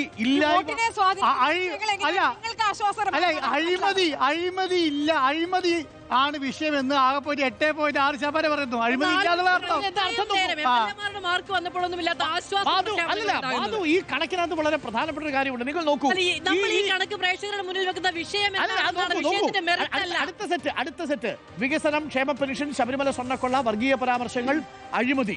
ഇത് കൂടാതെ ഇനിയും ഉണ്ടായിരുന്നല്ലോ അല്ലേ? 2.35%. ആഭ്യന്തര വകുപ്പിന്റെ വീഴ്ച, വന്യജീവി പ്രശ്നങ്ങൾ 1.0%. സ്ഥാനാർത്ഥികളുടെ മികവ് 2.69%. ഇത് കെ.ബി. ഗണേഷ് കുമാറുമായി ബന്ധപ്പെട്ട വിവാദം ഉണ്ടാവുന്നതിന് മുമ്പ് തീർന്ന സർവേയാണ്. മറ്റുള്ളവ 4.1%. അപ്പോഴും ഞങ്ങളിൽ എത്ര നിങ്ങളിൽ എത്ര എന്ന വാഗ്വാദമൊക്കെ ജനം കേട്ടതാ. അല്ല, പക്ഷെ അപ്പോഴും മാധു നോക്കൂ, ഈ സർക്കാരിന്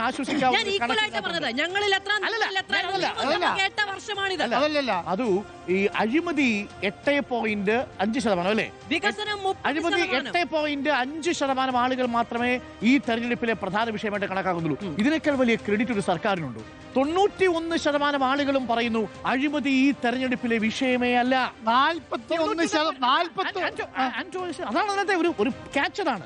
ഈ സർക്കാരിനെതിരെ ഒരു ജനത പറയുകയാണ്. 91.5% ആളുകൾ പറയുന്നു അഴിമതി ഈ തെരഞ്ഞെടുപ്പിൽ മുഖ്യ വിഷയമല്ല.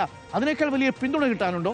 മുഖ്യ വിഷയങ്ങൾ വേറെ ഉണ്ടെന്നുള്ള വികസനവും ക്ഷേമ പെൻഷനും 41% ആൾക്കാർ. നിങ്ങൾ ആ വോട്ട് ചെയ്യുന്നവർക്ക് വികസനം എന്നൊരു വിഷയമാണ് ഇട്ടുകൊടുത്തിരിക്കുന്നത്. ആ വികസനവുമായി ബന്ധപ്പെട്ട വികസനമില്ലായ്മ എന്ന ആലോചനയിലും വോട്ട് ചെയ്യാമല്ലോ. ഈ ദേശീയപാതയിലൂടെ വരുന്ന മനുഷ്യന്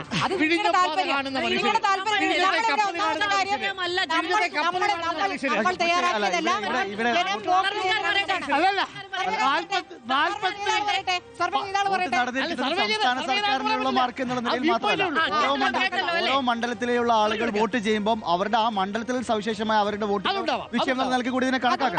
സംസ്ഥാന സർക്കാരിനുള്ള വോട്ട് എന്നുള്ള നിലയിൽ മാത്രം ഇതിനെ കണക്കാക്കാൻ കഴിയും. പക്ഷേ ഷഫീഖ് നോക്കൂ, 90,000 കോടി രൂപയുടെ കിഫ്ബി പ്രോജക്ട് സംസ്ഥാനത്ത് നടപ്പിലാക്കിയത് വിസിബിൾ അല്ലേ? പെരുമ്പളം പാലം കണ്ടിട്ട് വികസനമില്ല എന്ന് പറയാൻ പറ്റൂ? പെരുമ്പളം പാലം കണ്ടിട്ട് വികസനമില്ലെന്ന് പറയാൻ പറ്റൂ? ഈ തുരങ്കപാത കണ്ടിട്ട് വികസനമില്ലെന്ന് പറയാൻ പറ്റൂ? ഈ ദേശീയപാത കണ്ടിട്ട് വികസനമില്ലെന്ന് പറയാൻ? കേരളത്തിൽ വികസനമില്ലാതെ പ്രതിപക്ഷം പറയുന്നില്ല.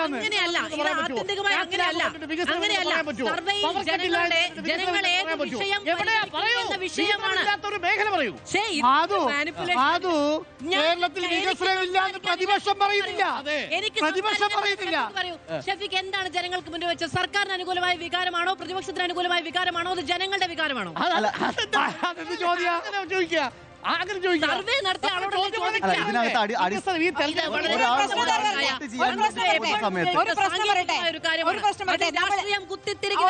ഒരു പ്രശ്നം നമ്മൾ മീറ്റ് ദ ഡീറ്റെയിൽസിൽ ചർച്ച ചെയ്യുന്ന പോലെയല്ല. ഇത് ജനങ്ങൾ വോട്ട് ചെയ്ത കാര്യം നമ്മൾ അത് അങ്ങോട്ട് കൊടുക്കുകയാണ്.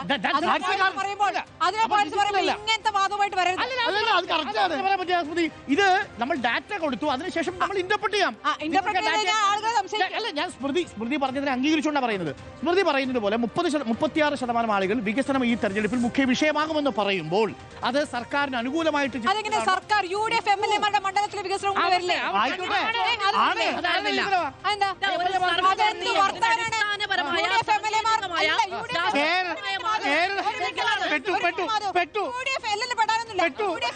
മണ്ഡലത്തിൽ കേരളത്തിൽ വികസനം നടത്തിയെങ്കിൽ അത് ആരുടെ വികസനമാണെന്നോ? അത് ഞങ്ങൾ എടുത്ത് തരുന്നതുകൊണ്ട് നിങ്ങൾക്ക് കൊടുക്കാം. അത് അങ്ങനെയല്ല, കേരള സർക്കാരിന്റെ വികസനം. വികസനം എന്നുള്ളത് ഒരു വലിയ പദ്ധതികളിൽ മാത്രം കാണേണ്ടതല്ല. ഓരോ മണ്ഡലത്തിലും പ്രാദേശികരായ ആളുകളുടെ വോട്ട്. എനിക്കല്ലോ കൗണ്ടർ ഡോക്ടർ അരുൺ നേരത്തെ CR മഹേഷിന്റെ കാര്യം പറഞ്ഞപ്പോൾ പ്രതിപക്ഷ MLA ആയിരുന്നിട്ട് പോലും കൊടുക്കുന്നില്ലെന്ന് നേരത്തെ പറഞ്ഞു. CR മഹേഷ് നടത്തിയ വികസന പ്രവർത്തനങ്ങൾക്കുള്ള വോട്ട് കൂടി ഇതിനകത്ത് ഉണ്ടായേക്കാം എന്നുള്ളത് നമ്മൾ കണക്കാക്കണം. ഓരോ മണ്ഡലത്തിലെയും കിഫ്ബി പ്രോജക്റ്റുകളെ MLA മാർ സ്വീകരിച്ചത് എന്തുകൊണ്ടാണ്? പ്രോജക്റ്റ് ഉള്ളത് കൊണ്ടാണ്. ആ മണ്ഡലത്തിൽ എന്തുകൊണ്ട് പ്രതിപക്ഷ MLA മാർക്ക് എന്താണ് ചോദ്യം? ഈ ഇലക്ഷനെ സ്വാധീനിക്കുന്ന വിഷയം. അതിനൊരു മിനിറ്റ്, ശാസ്ത്രീയമായ സർവേ ഫലം ജനങ്ങൾക്ക് മുന്നിൽ നിൽക്കുമ്പോൾ എന്റെ ഒരു പാക്കറ്റ് ഉണ്ട്, എന്റെ ഒരു വിശകലനത്തിന് പാക്കറ്റും കൂടി ഉണ്ട് എന്ന് പറഞ്ഞു വെച്ചു. മാധു, ഒറ്റ കാര്യം, ഒരു മിനിറ്റ് നോക്കൂ. ഒരു ഡാറ്റ സ്വയം സംസാരിക്കുന്നതല്ല. ആ ഡാറ്റയെ വിശകലനം ചെയ്യുമ്പോഴാണ് രണ്ടും. അത് ജനങ്ങളാണ് സംസാരിച്ചതെന്ന് ഞാൻ പറഞ്ഞു, സ്വയം സംസാരിച്ചതല്ല. വികസനം ഈ ഒരു പ്രധാനപ്പെട്ട വിഷയമാണ് എന്ന് പറയുമ്പോൾ വികസനം ഉണ്ട് എന്ന് പറയുന്നവരും വികസനം ഇല്ല എന്ന് പറയുന്നവരും സ്വാഭാവികമാണ്. കേരളത്തിന്റെ വർത്തമാനകാല യാഥാർത്ഥ്യം അനുസരിച്ച് ഞാൻ ഇക്കണോമിക്സ് പഠിച്ച ആളാണ്. വികസനം ഉണ്ട് ഇല്ല എന്ന് പറയുന്നവരല്ല സർവേയിൽ വരുന്നത്, വികസനം വിഷയമായി പരിഗണിക്കുന്നവരാണ്. ഒരു ചെറിയ പ്രശ്നമുണ്ട്. നമ്മളിപ്പോ ഇതിനകത്ത് വികസനവും ക്ഷേമ പെൻഷൻ എന്ന് പറയുന്ന രണ്ട് പ്രധാനപ്പെട്ട വിഷയങ്ങൾ, ഈ ആർഗ്യുമെന്റിലാണെങ്കിൽ തന്നെയും സർക്കാരിന് അനുകൂലമെന്ന് വിശേഷിപ്പിക്കാൻ കഴിയുന്ന രണ്ട് വിഷയങ്ങൾ നമുക്ക് മുന്നിലുണ്ട്. പക്ഷെ അവിടെ രണ്ട് വിഷയങ്ങൾക്കകത്തുള്ള ആളുകൾ അക്യുമുലേറ്റ് ചെയ്യുന്നു. സ്വാഭാവികമായി ഈ സർക്കാരിനെ പിന്തുണയ്ക്കുന്ന ആളുകളുടെ വോട്ട് പ്രധാനമായും ഈ രണ്ട് വിഷയങ്ങളിൽ വരികയാണെങ്കിൽ സർക്കാരിന് പ്രതികൂലമായി വരുന്ന വോട്ടുകൾ ധാരാളം വേർതിരിച്ച് കിടക്കുന്നുണ്ട്. വർഗീയ പരാമർശങ്ങളുണ്ട്, അഴിമതിയുടെ കാര്യത്തിൽ. അതിൽ വർഗീയ പരാമർശങ്ങൾ 15% ആളുകൾ വർഗീയ പരാമർശങ്ങളുമായി ബന്ധപ്പെട്ട് വോട്ട് ചെയ്തിട്ടുണ്ട്. കാരണം UDF ക്യാമ്പ് ഒന്നടങ്കം, പ്രത്യേകിച്ച് മുസ്ലിം ലീഗും കോൺഗ്രസും അടങ്കം ഒന്നടങ്കമുള്ള ഈ ഇടതുപക്ഷ സർക്കാർ മുന്നോട്ട് വെക്കുന്ന രണ്ട് വിഷയങ്ങൾ, ഒന്ന് കേരളത്തിൽ വലിയ വികസനം നടന്നു, കേരളത്തിൽ ക്ഷേമ പെൻഷൻ നല്ല രീതിയിൽ കൊടുത്തു എന്നുള്ളതാണ്. ഈ രണ്ട് വിഷയം 41% ആൾക്കാർ, 51% ആൾക്കാർ അത് കണക്കാക്കിയിരിക്കുന്നതാണ്. അപ്പൊ ഈ 51% ആൾക്കാർ ഈ രണ്ട് വിഷയം അനുകൂലമായി നിന്നു എന്ന് പറയുന്നത് വലിയ കാര്യമാണ്. അത് ആർക്ക് അനുകൂലമാണ്? സർക്കാർ അനുകൂലമല്ല, സംസ്ഥാന സർക്കാരിന്റെ അല്ല. ഇത് ഓരോ ഈ ഇലക്ഷനെ ബാധിക്കുന്ന ഘട്ടത്തിലാണ്. നമ്മളെ MLA-മാരുടെ കാര്യമാണ് വോട്ടിന്റെ വിഷയമാണ്. അത് സർക്കാരിനുള്ള വോട്ടല്ല, ഓരോ MLA-മാർക്കും ഉള്ള വോട്ടിലെ പ്രധാനപ്പെട്ട വിഷയം എന്നുള്ളതിലേക്കാണ്. അടുത്ത ചോദ്യത്തിലേക്ക് കടന്നാലോ? പ്രധാനപ്പെട്ട ചോദ്യത്തിലേക്ക്, മന്ത്രിസഭയിലെ ഏറ്റവും മികച്ച മന്ത്രി ആര്? ഏറ്റവും ആകാംക്ഷയുള്ള ചോദ്യം. ഏറ്റവും ആകാംക്ഷയുള്ള ചോദ്യത്തിലേക്ക് നമ്മൾ കടക്കുന്നു. ഈ മന്ത്രിസഭയിലെ ഏറ്റവും മികച്ച മന്ത്രി ആര്? നമ്മൾ താഴെത്തട്ടിൽ നിന്ന് തുടങ്ങാം അല്ലേ? ഏറ്റവും കുറവ്. ഇത് റിപ്പോർട്ടറിന്റെ കണ്ടെത്തലല്ല, ഇത് റിപ്പോർട്ടർ നടത്തിയ സർവേയിലൂടെ പ്രതിഫലിക്കുന്നതാണ്. ജനങ്ങൾ വിലയിരുത്തിയ മാർക്കാണ്.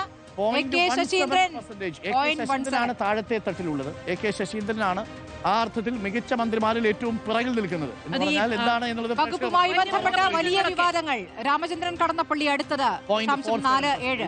K Krishnankutty 0.93%, Chinchu Rani 1.04%, R Bindu 1.17%. എങ്ങനെയാണ് R ബിന്ദു 1.17% എന്ന് എനിക്ക് മനസ്സിലാക്കാം. കാര്യം ഉന്നത വിദ്യാഭ്യാസത്തിൽ ഒരുപാട് മാറ്റങ്ങൾ സംഭവിച്ചിട്ടുണ്ട്. ജനങ്ങളുടെ വോട്ടാണ്. P Prasad 1.22%, 1.73%, Veena George 2.14%, V Abdurahman 2.26%, Roshy Augustine 2.23%,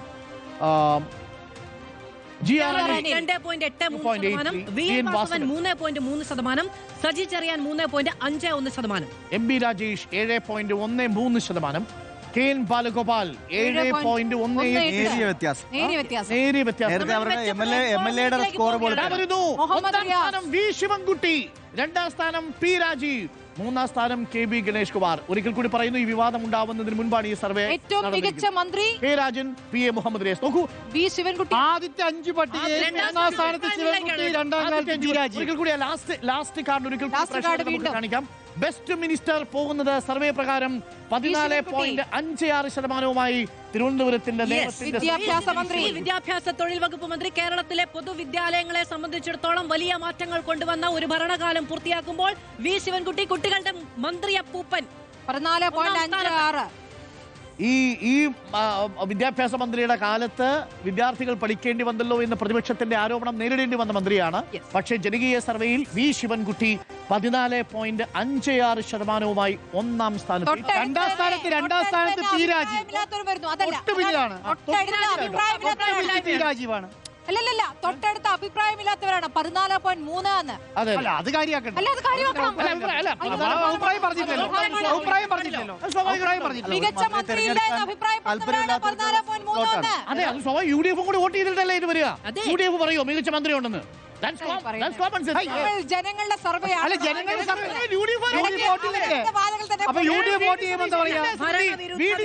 V D Satheesan മുഖ്യമന്ത്രി ആഗ്രഹിക്കുന്നവര് അപ്പൊ എല്ലാ വോട്ടിലും അത് പറയണം. എല്ലാ വോട്ടിലും അത് പറയണം. എല്ലാ എല്ലാ വോട്ടിലും പറയുന്നുണ്ടല്ലോ. എല്ലാ വോട്ടിലും പറയുന്നുണ്ട്. സർവേയുടെ പാറ്റേൺ ശ്രദ്ധിക്കണം. ഈ സർവേയുടെ പാറ്റേണിൽ നമ്മൾ മുഴുവൻ മന്ത്രിമാരെ ലിസ്റ്റ് ചെയ്യുന്നു. അഭിപ്രായം ഈ ഒരു മന്ത്രിയെ താല്പര്യമില്ലാത്തവർക്ക് അവരുടെ അഭിപ്രായം രേഖപ്പെടുത്താനും ഒരു സ്ലോട്ട് വെക്കും. കാരണം ഈ അപ്പൊ ഇതിൽ ഏറ്റവും പ്രധാനപ്പെട്ട കാര്യം മികച്ച രണ്ട് മന്ത്രിയെ തെരഞ്ഞെടുക്കാനുള്ള റൈറ്റ് ഇതിനകത്തില്ല. ഇത്രയും മന്ത്രിമാരുടെ ലിസ്റ്റിനകത്ത് നിന്ന് ഏറ്റവും മികച്ച മന്ത്രി എന്നുള്ള ഒരൊറ്റ സ്ലോട്ട് മാത്രമാണുള്ളത്. അത് മാർക്ക് ചെയ്തതിന്റെ റിസൾട്ടാണ് ഇവിടെ പ്രതിഫലിക്കുന്നത്. മാത്രമല്ല നിങ്ങൾക്ക് 2 വോട്ട് ചെയ്യാനും പറ്റില്ലെന്ന് മാത്രമല്ല ഈ ഒരു വോട്ട് നിങ്ങൾക്ക് സ്കിപ്പ് ചെയ്യാനും പറ്റില്ല. അതായത് വി ഡി സതീശൻ കേരളത്തിന് മുഖ്യമന്ത്രി ആകണമെന്ന് ആഗ്രഹിക്കുന്ന ആളുകൾക്ക് ഇതിൽ നിന്ന് ഏതെങ്കിലും ഒരു മന്ത്രിയെ തെരഞ്ഞെടുത്തേ പറ്റൂ, അല്ലെങ്കിൽ അഭിപ്രായമില്ല എന്ന ഓപ്ഷനിലേക്ക് എല്ലാത്തിനും മാർക്ക് ചെയ്ത് പോകണം. അതാണ് യു ഡി എഫിന്റെ കൂടെ വോട്ടുണ്ട്. അതാണ് ഈ 14.31 റിഫ്ലക്ട് ചെയ്തിരിക്കുന്നത്. അല്ല, വോട്ടില്ല. അപ്പോൾ നമ്മൾ മൊത്തം ടാലി നമ്മൾ നോക്കാം. അപ്പം വി ശിവൻകുട്ടിയും പി രാജീവും കട്ടയ്ക്ക് നിൽക്കുന്നു വോട്ടുമുന്നിൽ. Best minister V Sivankutty 14.56%. Runner up P Rajeev നേരിയ പോയിന്റ് വ്യത്യാസം. അത് കഴിഞ്ഞാൽ K B Ganesh Kumar, K Rajan. താരതമ്യേന കാണേണ്ടത് ശിവൻകുട്ടിയും പി രാജീവും തൊട്ടടുത്തല്ല. അതല്ല ഞാൻ പറയുന്നത് അറിയോ, കേരളത്തിലെ 21 മന്ത്രിമാരിൽ ഏറ്റവും 1-ാം സ്ഥാനത്ത് നിൽക്കുന്നത് ശിവൻകുട്ടി, 2-ാം സ്ഥാനത്ത് പി രാജീവ്, 3-ാം സ്ഥാനത്ത് ഗണേഷ് കുമാർ, 4-ാം സ്ഥാനത്ത് കെ രാജൻ, 5-ാം സ്ഥാനത്ത് പി എ മുഹമ്മദ് റിയാസ്. അങ്ങനെയാണ് അതിനെ കാണേണ്ടത്. അപ്പൊ അല്ലാതെ 20-30 വേറെ മന്ത്രിമാരില്ലല്ലോ. അതെ അല്ല, നമുക്ക് ഈ ഡിജിറ്റൽ എനിക്ക് തെറ്റിപ്പോയതാണ്. 14.31 കണ്ടു. ഇല്ല, ദാറ്റ്സ് കറക്റ്റ്. അഭിപ്രായമില്ല. അതെ അതെ അതെ. പി രാജീവിനാണ് 2-ാം സ്ഥാനം, 3 K B, 4 K Rajan, 5 P A Muhammad Riyas. ഇങ്ങനെയാണ് വോട്ട് ചെയ്തവർ അഭിപ്രായപ്പെട്ടിരിക്കുന്നത്. ഇതാണ് വോട്ട് ചെയ്ത 16.5 ലക്ഷം വോട്ടർമാരിൽ നിന്ന് പ്രേക്ഷകരിലേക്ക് എത്തുന്ന കണക്കാണ്. 2 പ്രധാനപ്പെട്ട ചോദ്യങ്ങളുടെയും ഉത്തരം നമ്മൾ പ്രേക്ഷകരിലേക്ക് എന്തൊക്കെയായിരുന്നു വിഷയങ്ങൾ, ആരാണ് മികച്ച മന്ത്രി? അപ്പോൾ വികസനവും ക്ഷേമ പെൻഷനും പട്ടികയിൽ ഇടം പിടിക്കുന്നു. വർഗീയ പരാമർശങ്ങൾ, ഏറ്റവും മുന്നിൽ നിൽക്കുന്ന 3 വിഷയങ്ങളിൽ 1 വികസനം, 2 ക്ഷേമം, 3-ാമത്തേത് വർഗീയ പരാമർശം. അതായത് പൊളിറ്റിക്കലായിട്ട് കേരളം ചർച്ച ചെയ്ത വിഷയങ്ങൾ ഈ തെരഞ്ഞെടുപ്പിലും പ്രതിഫലിച്ചിട്ടുണ്ട്. അപ്പോൾ പ്രിയപ്പെട്ട പ്രേക്ഷകരെ, ഇനി 4 പ്രധാനപ്പെട്ട ചോദ്യങ്ങൾ കൂടി ബാക്കി നിൽക്കുന്നു. ബാക്കിയുള്ള MLA-മാരുടെ റേറ്റിംഗുമായി വീണ്ടും നാളെ പ്രേക്ഷകർക്കൊപ്പം ചേരും റിപ്പോർട്ടർ ഇലക്ഷൻ ഓൺലൈൻ സർവേ. അതിനു മുമ്പ് ഇതുവരെയുള്ള ടോട്ടൽ ടാലി കാണാത്ത പ്രേക്ഷകർക്ക് വേണ്ടി 45 MLA-മാരുടെയും ടോട്ടൽ ടാലി പ്രേക്ഷകരിലേക്ക് എത്തുന്നു. 1-ാം സ്ഥാനം രമേശ് ചെന്നിത്തല 5-ാം റാങ്ക്, 2-ാമത് പിണറായി വിജയൻ 9-ാം റാങ്ക്, നജീബ് കാന്തപുരം 10-ാം റാങ്ക്, CR മഹേഷ് 14-ാം റാങ്ക്, റോജി എം ജോൺ 17-ാം റാങ്ക്, KK രമ 19-ാം റാങ്ക്. ഈ കാർഡ് മാറ്റില്ലേ, ഈ കാർഡിന് ഒരു പ്രത്യേകതയുണ്ട്. നോക്കൂ, ഇന്ന് വന്നിരിക്കുന്ന റിസൾട്ടിൽ ആദ്യത്തെ 25 റാങ്കിലുള്ളവർ ആരൊക്കെയാണ് യു ഡി എഫ് എന്ന് നോക്കൂ. 25 റാങ്ക് AK മഷ്റഫ്, അതേപോലെ KK Rama 19 rank, 17 rank Roji M John, 3 പേരായി അല്ലേ. CR മഹേഷ് 14-ാം റാങ്ക്, നജീബ് കാന്തപുരം 5, രമേശ് ചെന്നിത്തല 6. അതായത് ഇന്ന് വന്നേക്കുന്നത് യു ഡി എഫ് MLA-മാരാണ്. ആദ്യത്തെ 10-ൽ 6 പേര്, ആദ്യത്തെ 10 ആദ്യത്തെ 25 റാങ്കുകൾ വരുന്നതിൽ ഇന്ന് പ്രസിദ്ധീകരിച്ച 10 റാങ്കുകളിൽ 6 ഇന്ന് പ്രസിദ്ധീകരിച്ചത്. പ്രേക്ഷകർ ശ്രദ്ധിക്കണം, ഇന്ന് പ്രസിദ്ധീകരിച്ചത് എന്ന് മാത്രമേ ഉള്ളൂ. ബാക്കി ഇനി വരാതിരിക്കും. ആദ്യത്തെ 4 പേര് ആരാണെന്ന് ഇതുവരെ പറഞ്ഞിട്ടില്ല. ആദ്യത്തെ 4 പേര് അറിഞ്ഞൂടാ. പക്ഷേ രമേശ് ചെന്നിത്തല മുന്നിൽ നിൽക്കുന്നു 5-ാം റാങ്കുമായി. 9-ാം റാങ്കുമായി പിണറായി വിജയനാണ് ഇന്ന് വന്നതിൽ 2-ാം സ്ഥാനത്തുള്ളത്. First set. 2-ാമത്തെ സെറ്റിൽ മുൻപിൽ അൻവർ സാദത്താണ്. 25-ാം റാങ്ക് മുതൽ 59-ാം റാങ്ക് വരെ നോക്കുമ്പോൾ 25-ാം റാങ്കുമായി അൻവർ സാദത്ത്, 26-ാം റാങ്കുമായി K Rajan. M Noushad 28, Xavier Chitrappally 34, KP Kunhammad master 35. Anwar സാദത്തിന് കെ രാജനേക്കാൾ മാർക്കുണ്ട്. Okay. MM Mani, KP Kunhammad master 35, MM Mani 38, G Stephen 43, HSLM 57, Uma Thomas 57, K Sachin Dev 59-ാം റാങ്ക്. അപ്പൊ അതാണ് ഇന്നത്തെ ചിത്രം. അടുത്ത പട്ടിക GS Jayarajan 60, TP Ramakrishnan 63, Thottathil Raveendran 65, EK Vijayan 67, Veena George 68, 70 MK Muneer, 71 Roshi Augustine, 71 A Prabhakaran, 74 N Jayaraj, 75 Kurukkoli Moideen. 78 AK Saseendran, 82 rank Sebastian Kulathingal, 83 rank Kadannappally Ramachandran, 87 rank KP Mohanan. Chittayam Gopakumar 90 rank, M Mukesh 91, P Balachandran 93, CK ആസ് 94, ആന്റണി രാജു 95, ആര്യാടൻ ഷൗക്കത്ത് 97 റാങ്കിൽ. PJ Vinod 98, 101 Mathew Kuzhalnadan, 103 P Ubaidullah, 111 മാണസി Kappan, 116 Eldhose Kunnappilly. ഏറ്റവും ഒടുവിൽ എൽദോസ് കുന്നപ്പള്ളി. അതെ, അതെ. ഇപ്പോഴും നേരത്തെ പറഞ്ഞതുപോലെ ഏറ്റവും മുന്നിലും ഏറ്റവും ഏറ്റവും പുറകിലും പിന്നിലും കോൺഗ്രസ് കോൺഗ്രസ് MLA മാരാണ്. അല്ലല്ല, അതിന് പ്രത്യേകതയുണ്ട്. ഏറ്റവും അവസാനത്തെ 5 മാത്രം ഒന്ന് ഇടുവോ? ഏറ്റവും അവസാനത്തെ 5 മാത്രം. ഏറ്റവും അവസാനം 5ലും UDF ആണോ? ആ. ആണോ? അല്ല, അത് ഇന്നും വന്നതില്ല. ഇന്നും അല്ല, ഇനിയും അല്ല, ഫലങ്ങൾ ഇല്ല, അങ്ങനെ പ്രസിദ്ധീകരിക്കപ്പെടാനുണ്ട്. പറയുന്നത് ഇന്ന് വന്നത് മാത്രമാണ് നമ്മൾ പറയുന്നത്. 2 ഇനിയുണ്ട്. ദിവസം ബാക്കിയുണ്ട്. പ്രേക്ഷകർ കാത്തിരിക്കുക, നിങ്ങൾ തന്നെ വോട്ട് ചെയ്തതിന്റെ ഫലം. അപ്പോൾ പ്രിയപ്പെട്ട പ്രേക്ഷകരെ, ഏറ്റവും കൗതുകമുള്ള കാര്യം ഇന്ന് വന്നതിൽ ഒന്നാമത് നിൽക്കുന്ന രമേശ് ചെന്നിത്തല UDF, ഏറ്റവും പിന്നിൽ നിൽക്കുന്ന എൽദോസ് കുന്നപ്പള്ളി ആണ്. അപ്പോൾ 1 9 തമ്മിൽ മൈന്യൂട്ട് വ്യത്യാസമുള്ളൂ കേട്ടോ. വ്യത്യാസം. മൈന്യൂട്ട് വ്യത്യാസം. അതായത് പിണറായി വിജയനും രമേശ് ചെന്നിത്തല. രമേശ് ചെന്നിത്തലയും തമ്മിൽ. അപ്പൊ ഇനി VD സതീശൻ MLA എന്നുള്ളതാണ് എന്നുള്ളതാണ് ചോദ്യം.